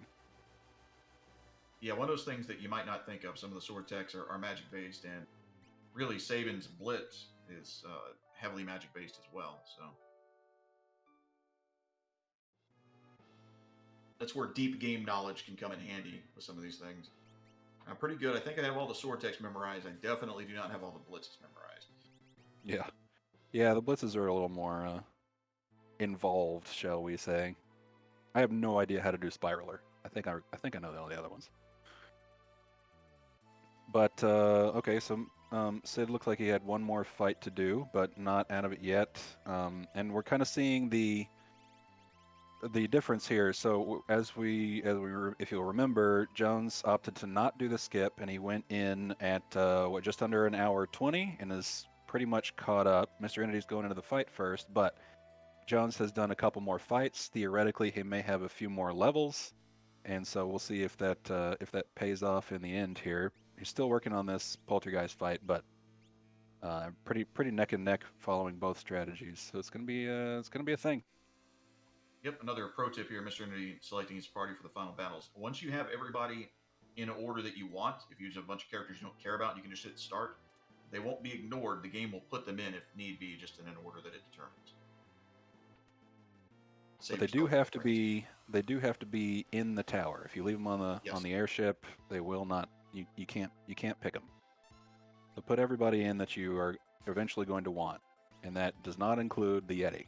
He stays on the airship no matter what. Yeti can be dangerous, but it's always nice to see Yeti kill Final Kefka. Mr. Entity playing with fire here a little bit. So in this battle here, there's an order that you want to kill things in. You want to doom the arm that is his right arm, the one on the left of the screen. It's vulnerable to instant death. You want to kill it, then you want to kill the head, and then you want to kill the closed fist. If you do it out of order, they can quake you. They have one of the high damage, is it hyperdrive, or the other thing it's like hyperdrive? It's shockwave. Shockwave. Yeah, you can get yourself in trouble here if you don't kill these things in the right order. Problem with the offering is it doesn't care. And I have played this, fought it, and had only the two things you want to kill left, and all 8 have hit the thing that I didn't want it to kill. It didn't do 1 damage to the thing I wanted it to hit and kill, and I died. Yeah, it's dangerous. You gotta be lucky. And some people ain't.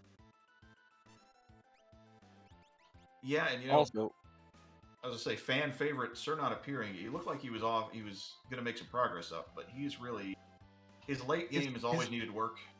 He's really focusing on those dragons. I think he's a little overpowered at this point, but you know, who am I to say? There's still time. It's No, not over. no, nobody's out yet.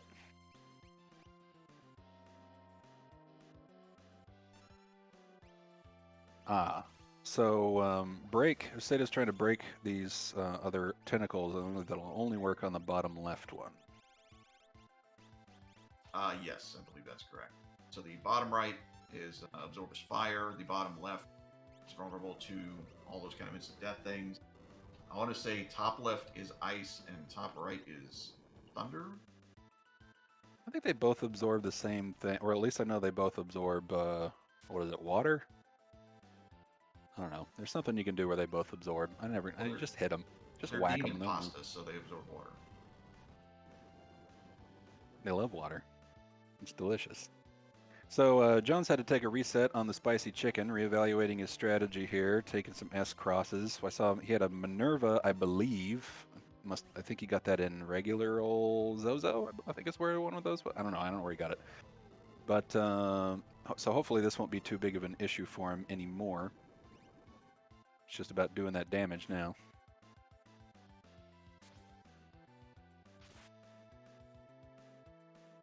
Yeah, the bottom right one you can kill with ice that absorbs fire, and the bottom left one you can kill with fire. It's just those top two I never pay attention to. I just whack them. Oh, we've got a muddled Celis with an offering and Atma weapons on Mr. E's screen. He better get that worked out. Oh, here it comes. So when we said that anything can happen and the race could turn around, this is exactly what we're talking about here. Fortunately, she hits herself fairly early.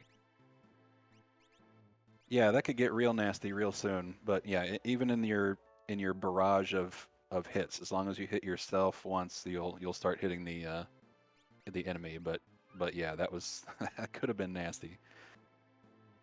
Down goes spicy chicken for Jonesy, so I believe he's on to final Kefka.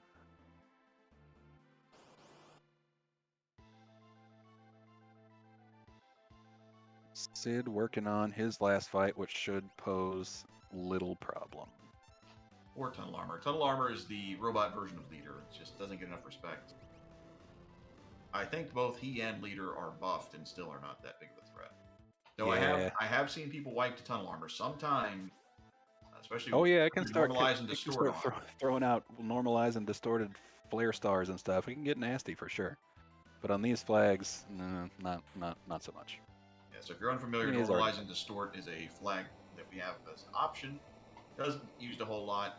As the name suggests, it plays around with some of the values and can make some things kind of chunky, kind of dangerous. All right. Down goes the last one for Sid. Now it's on to Kefka. Same with Jonesy here. Mr. Entity has a sizable lead and should be well on his way here. He recovered from that Atma weapon muddle snafu nicely, and we're almost to tier 3.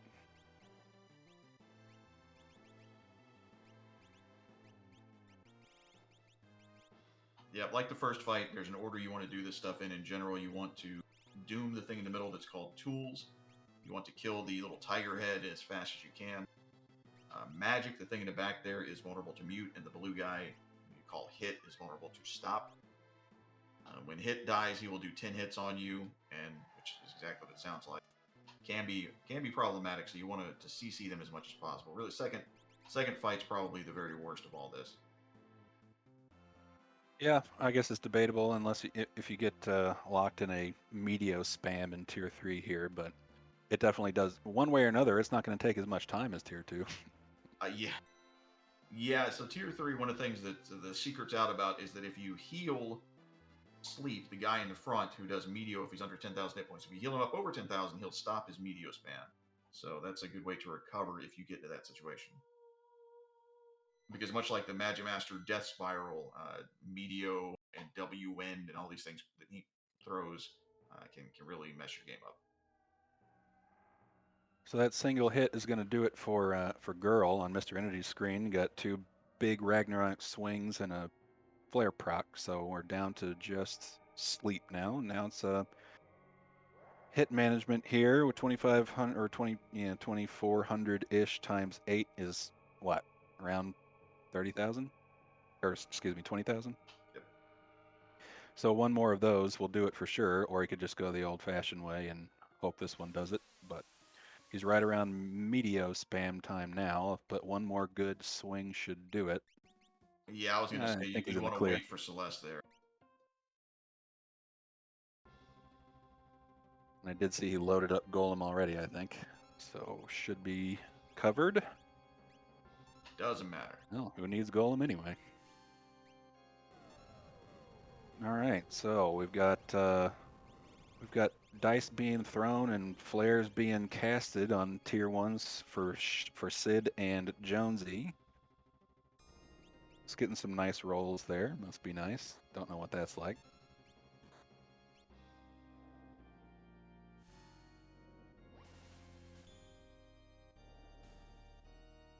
And on to tier 2.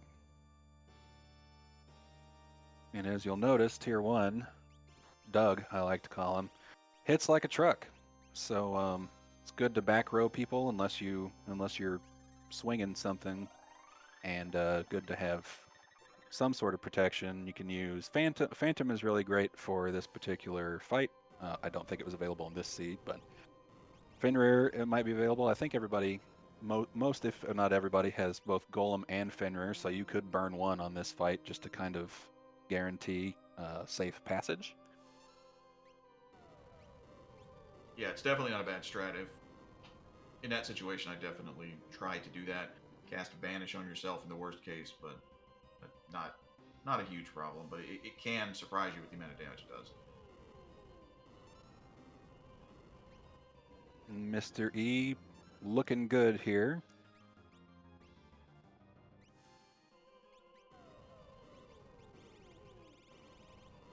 And is that a Pazang? I believe so. Nice. GG's to Mr. E, taking first place on Restream here with a time of, well, let's see, did he put an official time in here? The official time of 1:42:06. Nicely done.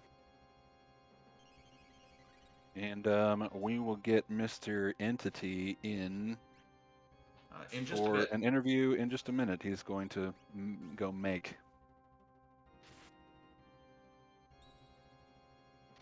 Oh, we've got a muddled dice tosser on Jones's screen. You know, he's going to luck out and get frozen. Oh, no, he didn't. All right, well, we'll see where these dice rolls get him. Oh, look at that. All the crap rolls on his own party, huh? Yeah. What's that like, I wonder? He's fine. I hate fixed dice. So, Strigo here dead. He did more damage to himself than he had hit points, but fortunately or otherwise, you continue that action. The damage doesn't actually count until you finish the action, so. Oh, Sir not appearing, coming out of nowhere, finishing with a official time of 867 hours. Narrowly beating out my PB. How'd he do again? Dead last? Yeah, no, he had a good day, though. Hey, listen, the real prize is participating in the event in the first place. Oh, somebody popped in. I can only guess that's Mr. Entity. There he is, Mr. Entity. Well done. Yeah, I did it. I did the win. You did the wins on the stream, and a very nice time in relation to everyone else. Also, that was an impressive run. How'd you like it? It seemed like all my luck in that one was at the start and then at the very end, because there was no gear or anything in the middle. Yeah, that's a little true. Although two Atma weapons and 2 Ragnaroks certainly does help. Yeah, the Rags came right at the end, the Atma weapons were right at the start, and I think there were 2 Genji gloves once I got Terra. Once I got Terra, things started to fall into place. Yeah, I think there were actually 3 available in the seed, or at least, I don't know. There was one in the meme chest right at the very end. Don't know if you got that, if you saw that or not, but that was kind of funny. That's where the 3rd one was, but who needs it? Actually, there were 2 fixed dice in there also, but... I had a fixed dice. I never even checked who could use it. No, yeah, I don't think anybody in your party could, luckily.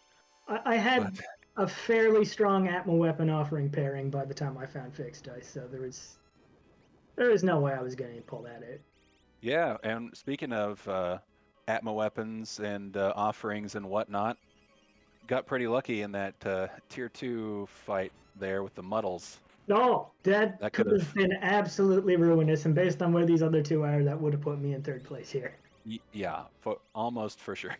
Still We would have were- beaten Sir Not Appearing by quite a significant time, though. Yeah, he didn't have the best day. He started out But- slow. He caught up a little bit in the middle there. We thought he might take the lead, but didn't work out. Yeah, Spent too something much must time have on gone dragons. wrong for him there. So Jones actually had the same thing happen to him that happened to you, except with his Strago fixed dice offering user. So it did take out a couple people, but I think looks like he's recovered. Yeah, anytime you got an offering going on and some kind of muddle comes out in tier 2, that can often just be, oh, you just lost 10 minutes. So how Except, of excited were course- you for the Kefka Narsh check and reward and fight? It's the check I hate most in the game, but when you have Terra, Mog, and Kefka Narsh exists, then you gotta check it, and then it's always gonna be a delicious Magimaster with an item reward. Double dead checks at a Magimaster finish. That's Yeah. yeah. Everybody found that one out the hard way. It was. I pretty enjoyable to imagine watch. some people went there pretty early since there was a Mog start and just got ruined. That's true. Yeah, I hate that check so much. The only circumstances I will do it in are if I have to or if I have the 3. So I'm glad I put that off, because I'm still not happy I did it, but at least I did it late enough that I didn't just die. Yeah, well, you got a sweet behemoth suit out of it, so it's not all bad. I mean, that was kind of... There wasn't a lot of armor going on, so that was actually useful. I was wearing 2 behemoth suits at the end and like 2 force armors, I think. So, what do you think? What do you think of the flag set overall? This is the same for all those viewers out there. This is the same flag set we'll be running in the first 3 rounds of the tournament, all the way up until the finals. So, what are your thoughts? It's fairly standard. You got to be a little more careful because of the Prog 3. And I went out of my way for a few more chests because it's 50%. But other than that, fairly standard behavior, I would think, for most people with these flags. Obviously, if you can kill a dragon in 30 seconds like I did a couple times, go for it. The what about the skip mechanic? I lucked out on my last checks because I was sitting on 8 characters and then I found my 8th Esper and I went, well, you know, I might be able to auction house this, and then I realized I hadn't gone to Tizen yet, and I got the Tizen guy was a cheap Esper, and then I immediately got Zelfrolock on my auction house and got a Starlet or whatever on the first try. So Okay. that was nice. We noticed, just to break in here, Shadow said having a couple of issues here. He's got a zombie morphed Celeste going on, a zombied imped Mog, and just a regular dead Edgar. So That seems fine. He'll be fine. Everything's fine. This is all fine. He's actually still in good shape, according for the rest of the pool of times that have come in. He's not even with a perhaps a restart here. He's not in like really deep trouble. So I mean, hopefully he can pull through. But he made actually pretty good progress. Y'all were all neck and neck in Kefka's tower for sure. Yeah, it seems like it based on them being, you know, just a couple tiers behind me here. Yes, talking about the skip, Jones opted not to do the skip. He got his. Ooh. He was already level, I don't know, 36-ish or something in when he got his 8th and final Esper. So he just went for it, and everyone is pretty much fighting Poltergeist near the same time. He had more trouble with it because he only had 2 people, but that's where the big divergence happened there. yeah, I think Yeah, everybody reminded us that he cast. I'm thinking of Doom when he cast Reflect and everybody got pearled and flared. Oh yeah, today I remembered that Flare is reflectable. The only time I ever remember that is when I'm fighting Doom and I happen to have no other good spells. But I also remembered today that Katana Soul can use GP Rain, because most of the time I don't actually fight him, I just muddle him somehow. Yeah, that was fun. Yeah. And Oh, no, yeah, that no was the more thing. Celestials to be found. I think one of the Vespers did have muddle on it, but it was a learn ×1, so Oh, yeah. nobody actually learned it. Wouldn't have learned it by that point, but I had bio, and he can be poisoned, so that was Yep. all I really needed. Worked out pretty well. It All right, well, did. where Jones is just about finished up here, so any final thoughts on ye old qualifier? I just hope Sir Not Appearing makes it into the finals. We're all pulling for him. He's going to need a little bit of luck. I got to be honest, it's not looking good. Well, he might. You never know. There might be like half the people in the qualifiers that get 900-hour times. Well, we'll pray for a miracle. All right. Thanks Mr. for running E. the tourney and doing the restreams and all that, and we'll see you next time. GG's. See ya. All right, it looks like Shadow Sid has recovered pretty well, and Jones, I don't know if you were watching there, Boo, but he got the totally normal dice rolls everyone gets of 7, 8, 9,000 each time. He was fighting. Oh yeah, great. that sounds just like what mine always are. We have a question in the chat. He said, "Is the losers bracket called the returners bracket?" I truly and honestly don't know if this is a joke, but that's a great name for that kind of thing. It is a great name. That's a very good idea, Schwantz. But A, there's no losers bracket in this tournament. This is a single elimination tournament. But B, we did run an event just last year called the Coliseum, in which case that was a double elimination. And indeed, the losers bracket was called the returners bracket. And will be forevermore in future seasons of the Coliseum. And there goes Kefka for Jones with an official time of 151.55. GG's to Jones.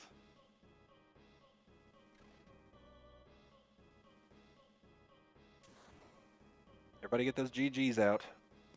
Did it the hard way. Gracias. See if we can get Jones in here. Yep, I'm sure he'll make his way soon, as Sid is still alive and in it on tier 2. And we have with us Jones, our second place on-stream finisher. GG's Jonesy. Oh, thank you so much. So, yeah, those fixed dice, huh? I got to the end, and I'm like, you know what? I'm gonna give everybody a show. I've got all these dice. We got to do something with them. Yeah, they worked out mostly how we thought they would, by getting muddled and almost destroying your whole team, and then but you did end up getting some pretty delicious rolls there at the end, so I guess it balances out. Yeah, when I saw the muddle come out and it went to Strago, I'm like, whoops. Yeah, that exact same thing happened with Mr. E just minutes before you with his Genji glove offering Atma weapon user. Man, luckily didn't get it, or got it about as bad as you did. Recovered though. So yeah. Oh, sorry. Go ahead. Well, I was just gonna say it turned out way better than I expected. Yeah. So I mean, it was. Oof, there's my dog. Nice time. Doing well in the grand scheme of the pool of times here. What did you think of the race and of the flag set? Well, I like the flag set. This was a really stingy seed, though. I thought chests were like 50% random, I think, or something, but it was all mithril armor and leather armor, and I don't know if I just went to the wrong places and checked the wrong shops, but I'm like, man, I'm in the middle of the desert here. There's nothing for me. Yeah, this was not a very generous one. There were 2 Ragnaroks, 2 Atma weapons, and 2 fixed dice, and 3 Genji gloves available if you went in a particular path. So it wasn't exactly hurting too much for offense, but the defense certainly left a little bit desired. Yeah, I think what hit me was the good stuff didn't start showing up till later. And I always feel like it's much better if you can get the good stuff at the beginning, because then you can really jumpstart. Otherwise, you're sort of like scrambling at the beginning.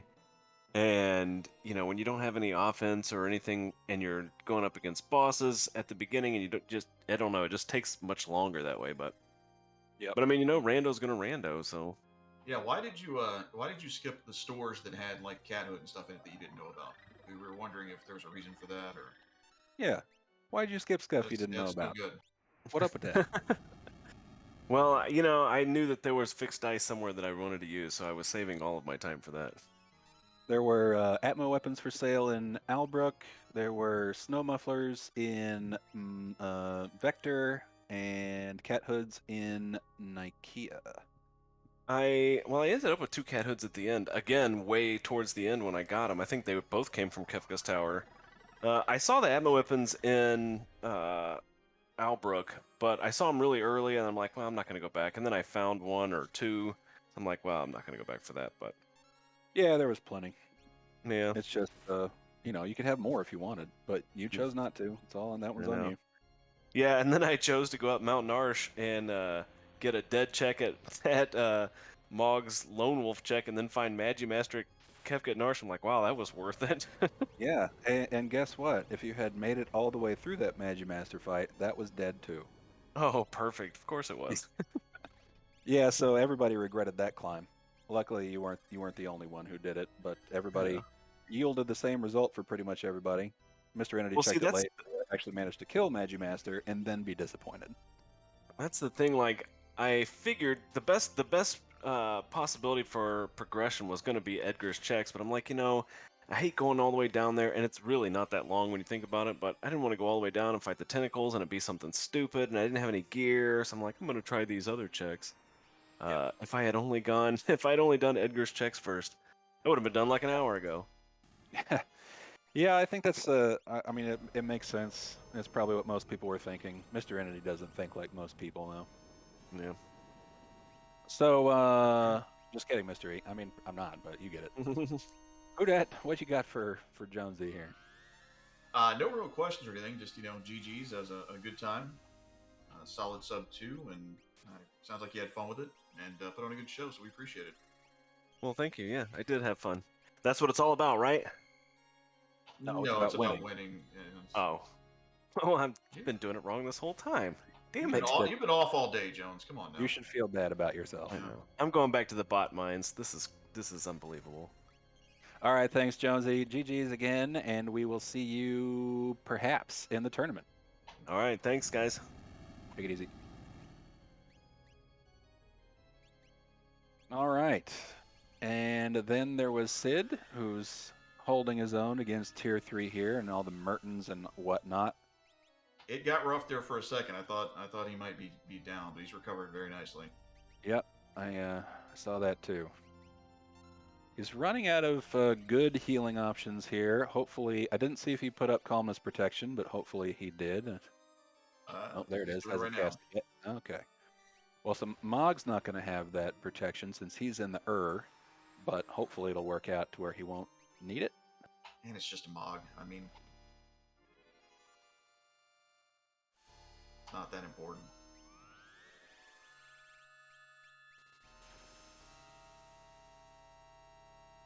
So yeah, I don't. Sub 2's not going to happen here, but still could be a quite a respectable time.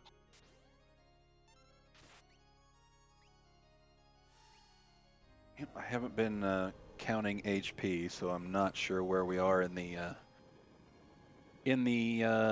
order here. But hopefully, Tier 3 will be coming to an end soon. Still sticking with those flares and pearls, and out comes the Merton.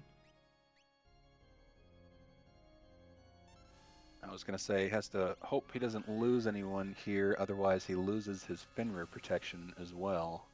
Yeah, so this is where you're going to want to wait trick, I'm guessing, to get Terra up, or maybe you just accept the fact that she's going to die and queue up a life too.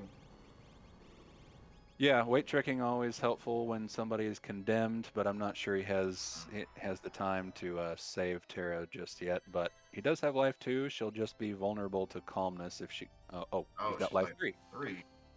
That Which works. can be a mixed bag if you can't heal her quickly. I just saw a message in the race room from Sid, so I'm assuming something bad. Oh, that's what he was referring to.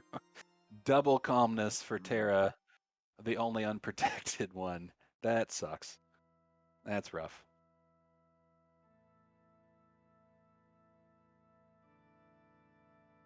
That's why randomizers are fun. I think Terra was maybe the bulk of his damage, so it may be a little trickier on Final Kefka here, but he's not in terrible shape. Not out yet. There's always Cyan.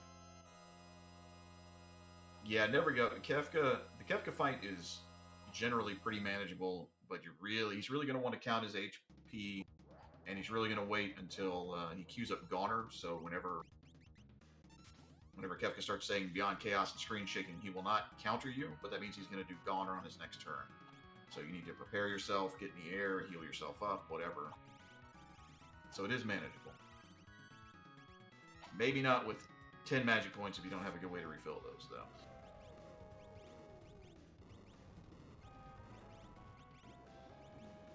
Digging into the rages here. Oh, he's got a Brachiosaur, which actually I don't think does anything useful.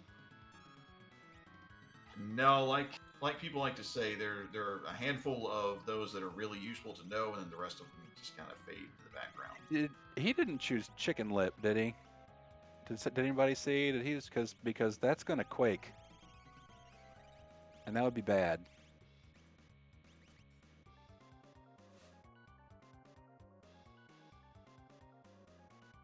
Gonna want to get that healing done pretty soon here. Well, it doesn't matter now. Okay, all right, there. I think that's probably if he did end up choosing Chicken Lips. I'm not sure he did, but that cast Quake, and that's not good for anybody here. Right. Yeah. Usually, it's difficult to tell which enemies are on the ground and which ones are considered in the air. But believe it or not, Kefka is in the air here, so Quake would not work. I mean, he's got wings. So do buffaloes. You've been hitting some kind of sauce lately, haven't you? Oh, it's so tangy and delicious. Well, we're out of MP again. Let's see what we got in the tank. You know, one thing that I only noticed as an adult now, I mean, like 3 months ago, is that Kefka's wings are two different ones. One's angelic and one's like a bat, and I never noticed that before. I just kind of thought it was the other side of his wing, but it's a bat wing.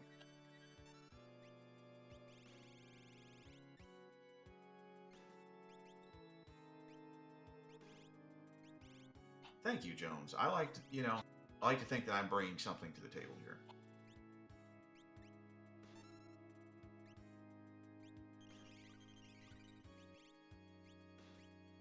Oh, I did have something I wanted to yell at you about there, Jones. Why did you not do any of Stragos checks?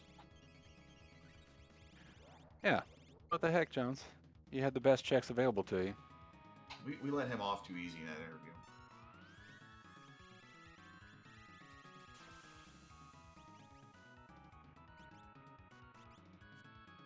All right. Well, out come the Havoc wing. Oh, you still got that those images up, which are very helpful. Not going to stop a hyperdrive, so hopefully it doesn't get hyper-driven, but certainly does help for Havoc Wings.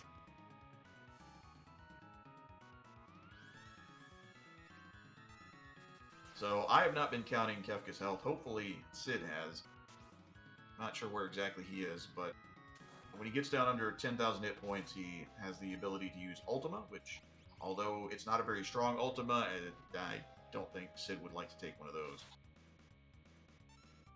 So do we know, is he out of elixirs and whatnot? It does look that way. 'Cause I believe he's out of MP on both Edgar and... Oh, I see an elixir in there. Should probably make use of that one. Does have a Super Ball left. You know, you could... Oh, he's going for the Magicite play. Very nice. Let's hope it's not a Crusader. All right, we're all right. You can use Revivifies to heal 1/8 of your maximum hit points back. It's not great, but... Yeah, he does have one elixir. We should probably use that on his Cure caster, I guess. Yeah. Sure is getting lucky with these images. but Edgar's is gone now. We're just getting a nice flare proc.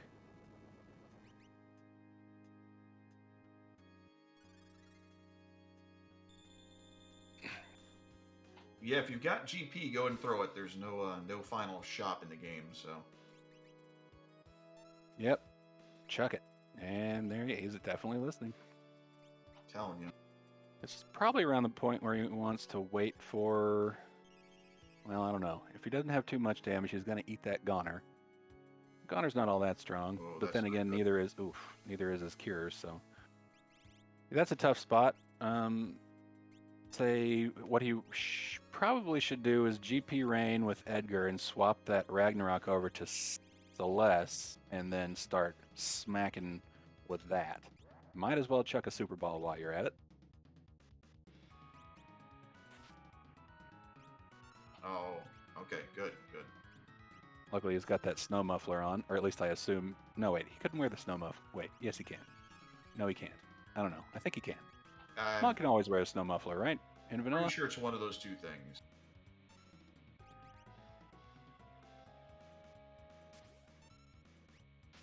Yeah, so that's what's the only thing that stopped that Havoc wing. About to get a Goner here, and it's only split twice. Split 3 times now. All right. Yeah, Probably those going to do well. I think he's got some force gear on, so probably around. I don't know. I'm going to guess 1,200 damage to peeps.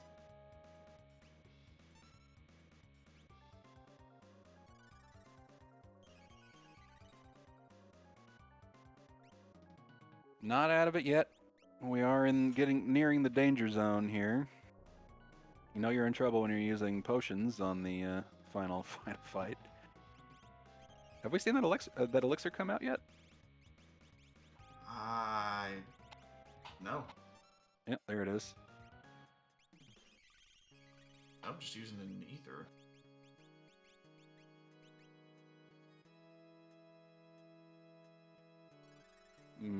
Region. Might just not realize he has it. Sometimes you know that when you're getting desperate, that menu can start to run together. Yeah, and hey, no matter how this goes down, I think we have to show some respect to Sid for the tenacity of sticking through this. This is tough to do when you're not being restreamed, but doing it in front of an audience in a tournament. So very well done by him, no matter how this goes. Yep, he's fought his way out of several sticky situations. Here comes Goner numero 3.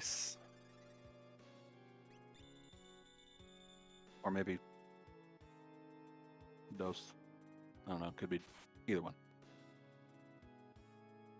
Mog needs to jump. Oh, he didn't jump. That's all right. So Edgar might be toast here.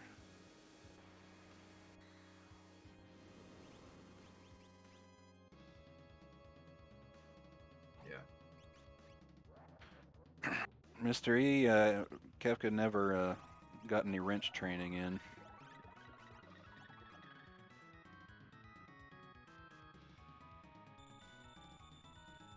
Hey, there's that elixir.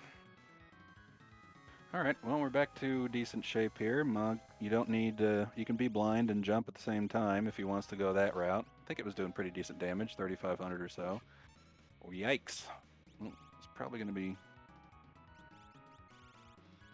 an echo screen maybe, or a remedy. Get a life too, and he's back in it. Oh, this is the point. This is the point where Kefka starts throwing out all sorts of nasty stuff just constantly, so really want to start dishing out some damage here. He's not going to be able to use that life too. Unless train didn't work. That's interesting. No, so when that happens, it's going to not cast, but it will burn the MP that he used on it. Yeah. Unfortunately. Here comes Train another. is just the worst.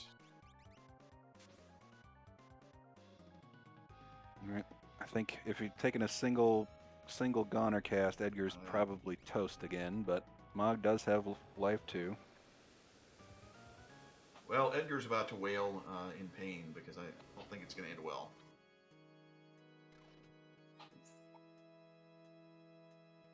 Just call me Brian Setzer. Did you orchestrate Frustrated Hey, with it's kind of apropos. Oh, it's getting hairy. that.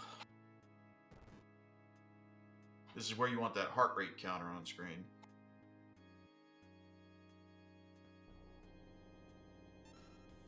Revenger's probably the best thing he could have done on that turn, to be honest. Have seen Revenger foil someone's plans on Final Kefka, though. Yeah. Nobody needs to hear about that.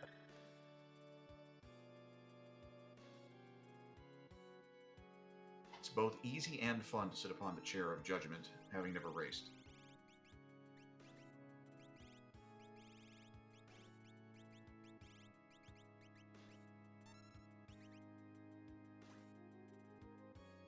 Here we go again. Oh, that looks like about the worst Super Bowl ever. Sweet. It's a bad time. Bad time for a crappy Super Bowl, unfortunately. Celis has higher magic defense, so she might be able to tank this goner. That's why you don't spend 8,000 GP on Super Balls. They're 25 cents a piece at the grocery store. Those little coin machines. Why would you? Yeah, the little tourney thingy. Hey, that's my area code.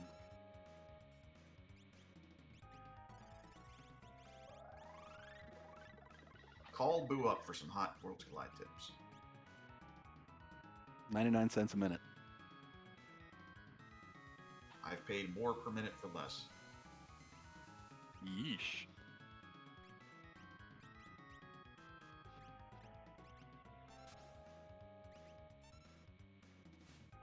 We've got to be in the home stretch now. Alright, chat, have you been counting Kefka's damage? I'm too busy watching it to actually watch it and figure out what's going on. Use the ice rod. Yeah. 7 million. Okay, well that would explain it. He has broken the concept of the way that the game stores numbers. That would be why Kefka. I think he's down to 3. Oh, I have a feeling that last hit would have done it. Not a confident feeling, but I think Celeste can handle it since it's being split. I think we should be all right. You only need 1 hit point.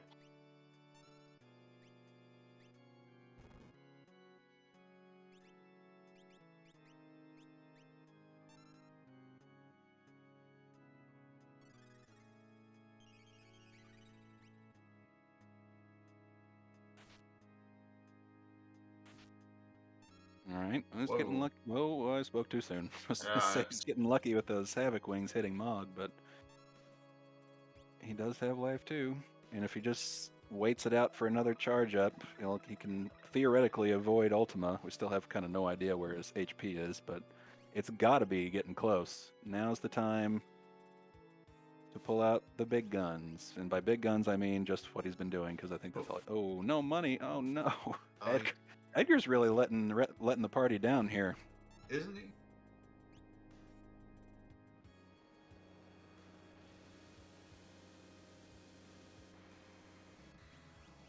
Yeah, that's unfortunate, but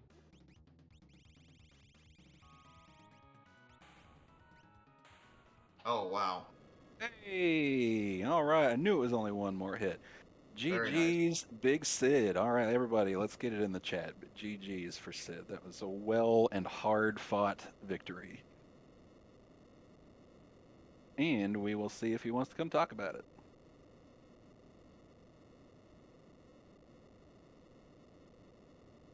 Yeah, just send him a message there. I'm gonna guess if it was me, I'd probably need a second if I was gonna do the interview at all. All right, looks like he's ready. Pull him in. Oh, he disappeared. What just happened? Maybe he realized he has to go potty. Could be. There's a lot of that going around today.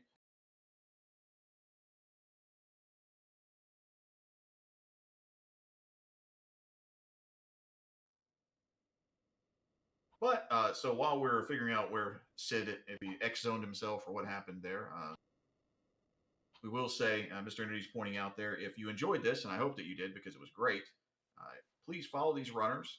So that all these folks run quite a bit. And also follow our restream team, except for me. I don't actually stream, but everybody besides me does stream and puts on a good show. So definitely check them out. And looks like we have Sid in the booth. GG Sid, that was a oh wait, he cannot hear the comms. So we're gonna give him a second to work out his technical difficulty. Okay, so I will continue by saying check out our YouTube channel. We do have one. We like to put stuff up there. We've been putting in certain async races and whatnot. We've actually We're had gonna give some him a second to folks. work out his technical Jones, I think, has been taking a lead on that. Go through and difficulty. sew two runs together that are taking. Okay, Boo and Jones, Yep. Bones have been taking the lead on that uh, to get that going out there. So definitely check it out. If you're watching this on YouTube, thank you. We appreciate all our YouTube viewers. And if you ever get a chance, stop by and watch a live race on Twitch. They are a ton of fun. Cool beans. Thanks for the plug. Do what who dat said, everybody. Sid, can you hear me now? I can hear you now. Excellent. Well, GG's on the finish. That was an epic Kefka fight. How'd that? How do you feel? That was a nail biter because I really, really didn't want to go back and do that Kefka fight. Yeah, that would have been rough for sure. You did a great job with that. Like that, the management, the item management, handling that, very well done. Thank you. That was Yeah, it was stressful. Near death, like at least 3 or 4 different times during that fight. So it was very well done, clawing your way out of it, and for the finish. And what'd you think of the seed overall? How'd you like the flag set, etc.? Black side was good. I liked it. It felt kind of fast, but I did not feel strong at any point in the entire seed. I was just flying by the seat of my pants. Like, I hope this is gonna get better. Yeah, there were a couple options. I think a big thing was you had a couple Ragnaroks available to you, and when you sold one for the auction house, I thought, oh no. Um, when you put yourself in the front row and start swinging Ragnaroks, it will often, almost always be faster than casting Flare, just FYI. So we noticed you relied on Flare and Pearl quite a bit, and while those are fairly strong spells, they are super slow. So we had some options in the seed, but yeah, it was a little bare in the equipment department for sure. I guess everybody else found a use for the fixed dice because I checked every Well, character I got with. yeah, apparently you had to do what was it, Opera House, and find Strago. I think he was the only one who could use them, and only Jones found him. So yeah, they were pretty much a waste this seed. There were I don't know if you ever went to Albrook, but there were Atma weapons for sale, and there was an. Did you find Katana Soul in Ancient Castle? No. Yeah, so pretty much you had to pick all the right places, and you could get pretty far, but rando gonna rando didn't happen upon it, so that was unlucky. But I'd say you did a very good job. Actually, everybody got to Kefka's tower, or at least to the statue fights, right around the same time. Y'all were pretty much neck and neck. It was just an offensive power thing was the only was the divider anyway. Yeah, and that wasted time in opera or auction house when I didn't have enough money. When I thought Oh I yeah, had yeah, that six was digits of rough. money and it was 5. Like, oh no. Yeah, we were thinking, oh, what good luck he has. He just got an Esper, and then, oh, no. But, this thing's going to happen, and if I recall correctly, you haven't, this is your first seed back in a while, I think. Yeah, since Something like November. that. So, yeah, I thought it was a race well run. Huda, did you have anything for Sid? Just GG's, and like I said, great tenacity, fighting through all that. It would have been completely understandable if you just said, to heck with it. But on multiple situations, you fought through, and I think you should be applauded for that because that was a lot of fun to watch. It was a good race. Oh, thank you. I definitely knew I was in trouble when Terra got columnist. Like, uh-oh. Yeah, that was rough luck. Because she had the blink, the images on, revived, lost them, and we thought, uh-oh, and then dodged the first calmness, and we thought, oh, uh-oh, and yeah, that was probably the worst outcome of that particular sequence of events. So that kind of sucked. But Yeah. I think we're gonna wrap it up here. Do you have any final thoughts about the seed or the tournament or life? Anything you want? No, I just had fun. Hope I did well enough to get into the actual tournament. Maybe not. It felt kind of slow, but Well, I it know was a good time. you are not at the bottom, so there is hope. We still have a few more runners to go. So yeah, we'll see. I wish you good luck, and thanks for stopping by. GG's again. Jeez. GG said. All right, who dat? Take us home. Well, I'd just like to thank everybody for watching this. I hope you had as much fun as we did. Thank you, Boo, for doing co-coms here and getting us all set up. Thank you very much to Brianna Fofana and Ceiling Cat for running the actual restream and doing tracking, both things that I'm not sharp enough to do. And it sounds like I'm almost out of time. So, Discord, play the game, YouTube, follow all the runners, everybody. There's links and stuff popping up everywhere. I think we're going to go see what Games Done Quick is up to. Excellent. Thanks, everybody. See you guys on Saturday for the first round of the Tiny Winter Tournament. Thanks and good night.